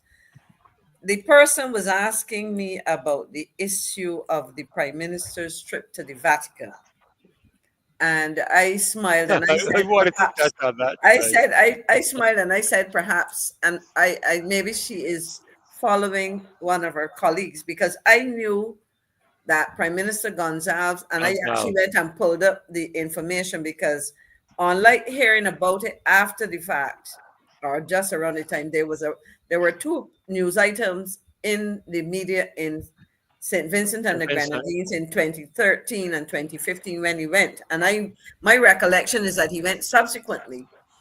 So he might have visited. He's a Catholic that I know of, and in one of the images was a picture of his family, his children, his spouse, and so on, going off to the Vatican or planet. So I saw that while it was an official visit, it was also a family visit. But the person said, but you know that beyond any religious element to that, the Vatican is an economy. The Vatican is also very wealthy. Yes, The ma'am. Vatican also makes money by lending money. And You the know they question own. was, You know did they the own Prime Minister Visa, go right? to solicit some funds? So I will put that on the table. I don't know. It was a question put to me, and I was very intrigued as I sat and I reflected. You I, know. I, You you I, I, are I, you I are aware of the fact that they own Visa. yeah, Oh, well, okay then. yeah. Yes, they own Don't Visa. forget I'd be very charitable. I'd be very fair, honest, and as you usually am. I say I where the Prime Minister and the Pope are concerned. I'd like to put down that don't forget that she is Minister of Ecclesiastical Affairs. She is. Is I she not? thought somebody else I, was. I or is it going to Jordan in full, or he just shadows it? I thought it was Jordan. But maybe she's Okay. taking it on. I don't know. I would have to check. In spite of the two religious consultants, advisors, influencers, or what you call them, she might need other help from higher sources, and therefore that's why she might have gone to the Vatican. I think she went for prayer. I think she went for the And anointing. nothing for the The, purse then. Well, I will uh, say if the lady's suggestion about well, funds. no, If I won't say nothing. I won't say nothing for the purse, because sometimes the two comes hand in hand. Anyhow, I got this. you pray that you get some help with the Maxie, purse. Go Maxie, ahead. don't forget, you're right. The Vatican, I just remember the Vatican is in itself a state. It's a Yes, political Yes, entity. it it's is. a It state. is a It's a state. state. It I, has rem- its We own have government. a I diplomat. We remember have it has diplomatic remember it's famous representation. People remember it's not famous you. yeah. Remember it's Yeah. bank there be some scandals and issues with the Vatican Bank. Yes. So there's Yes. money around it. You could be Oh, right. yes. But I'll tell you something that I have learned since my appointments that I have received is that there are phenomenal philanthropic providers, Maxine and Glen, that their combined wealth is greater than the debt of the United States. In terms of the combined, there's one and philanthropic individual I've seen information to do with who supplies cement globally. And I begin to realize that people talk about Elon Musk being the wealthiest man. What there are people who are actually wealthier than Elon Musk, but the world doesn't know that. They don't go Well, about advertising it and putting it out in what you call it again. What's that thing that tells you about the wealthiest people on the world again? Forbes, It's Forbes. Forbes something. Some But Wealthiest, for yes. Ferdy, I just had to ask.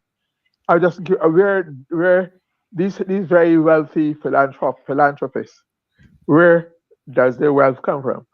What good is the question. source of this? There's always a connection. This must What come somewhere connect, right? It's not falling from heaven, from man. They're gonna be make it some way in the business or industrial world, and therefore they precisely. would have to have connection. That's my Yeah, only concern. yeah. Well, listen, guys. Wow, what a packed night! I mean, a lot to what they call it, a lot to not decipher, unpack. I think a lot to unpack is how they put Or it. you mean deconstruct and reconstruct? Construct, Reconstruct. yes. Reconstruct. Deconstruct and reconstruct. Really, I think that's a better way of putting it. We've had a tremendous show tonight. I want to thank you both. I mean, I'm wondering how I'm going to handle tomorrow night because I have about 4 or 5 guests on tomorrow night, and just with the two of you all, we have blown through 2.5 hours like it's nothing. Mhm. So I don't know how I'm going to handle tomorrow night with 4 or 5 guests. I am going to have to cut back on my guests and give them a little more time or something like that. I don't know.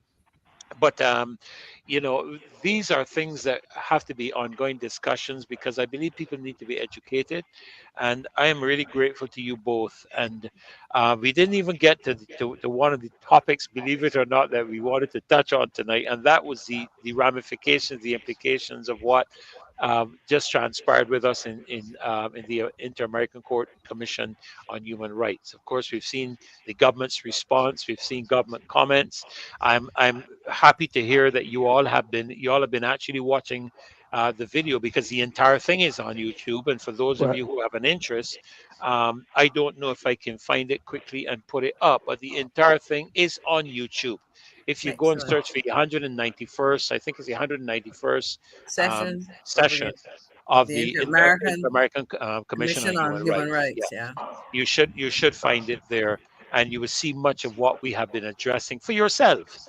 And that is, you see, this is why this bill is so crucial and so important, because and you know, the attorney, you all would have seen, kept referring to, you know, if Barbados didn't have this safe space, we would not be able to express. But what he was not saying is, because Barbados has this Has safe space, until and You want the to keep because it? legislation. correct, correct, and the bill is threatening that safe space. That is why we were there.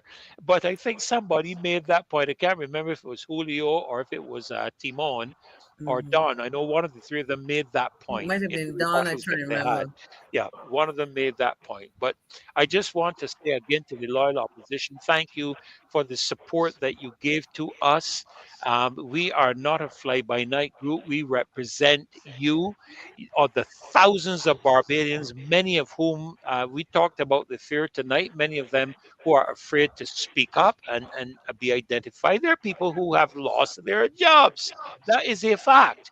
Okay, so we are so grateful tonight for you, Maxine and Glen, for carrying us down this informational lane. I mean, there is just so much. I've been making a ton of notes, and you know, every time we finish one of these shows, about a day or so after, I go back and I watch it, and I make the notes, you know, that I can follow through and follow up, even the ones that I'm not on.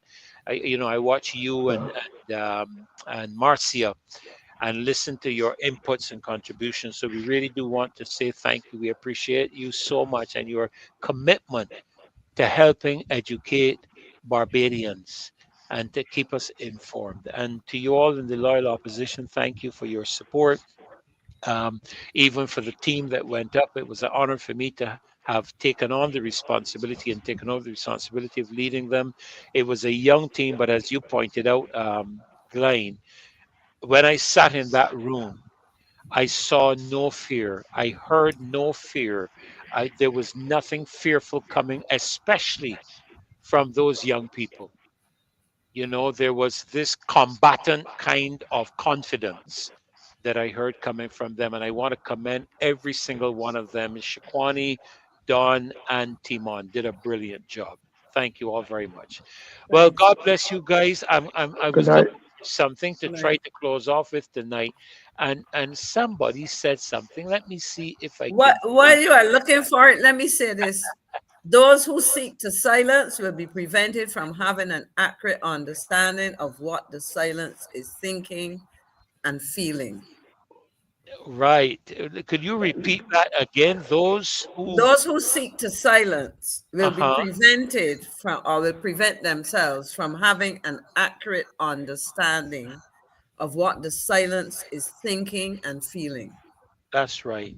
That is Because you absolutely. know, when we talk about when we lose our fear, they lose their power. Well, Mhm. when they try to silence that, they lose their ability to know what we're And you know, thinking. one of the ridiculous things I thought of, and again, both of you have been in Parliament and Senate, and I think you've been in Senate, Glenn, if my mind's Yes, Yeah, both both of of us. us. Yeah, yeah, Both that's of both right. of Yeah. us. you have been in the Senate. You know that you're only protected within the confines of Parliament and Senate. Of Am I course. correct? Correct. Right. Correct. Now, if you come out on the political platform and cause me discomfort, You can sue too. so do. So I just want to remind the government about that as we close off tonight. All right. I can't remember which one of you all pointed to this particular song, but when you said it, I pulled it up right away, and I thought we would close the program with it tonight. I have not Okay. listened to it before, so don't blame me. Okay. Look, it's all right. I hope something good comes out. Whatever it is, let me see what sound it Tell is. you, let me see I hope what it I hope is it's here. not bashment. No, Millie got to oh, Brazil. is sorry, is not that is not that one. Be Let me careful, get no to the right bashment. one. All right. Let me. I hear recommending What is he Gibbs's? Is what the Deputy Gibbs's brothers or something like that? Is Okay. Oh, 372 right? Is this one? Let me see. Let me see. Oh God, help me here.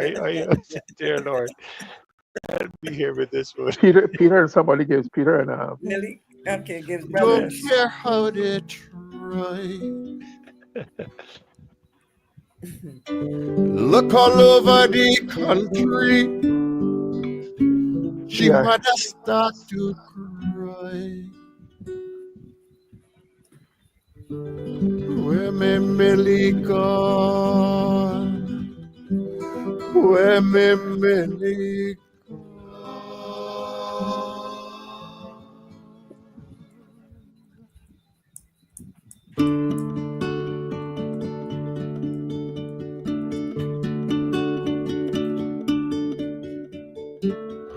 Millie gone to Brazil. Oh Lord, oh Millie. Millie gone to Brazil. Oh Lord, oh Millie.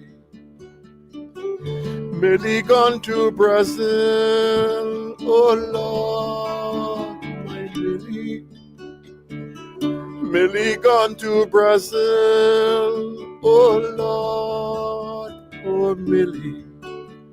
With the wire wrap round she waist, and the razor cut up she face. With the wire wrap round she waist, and the razor.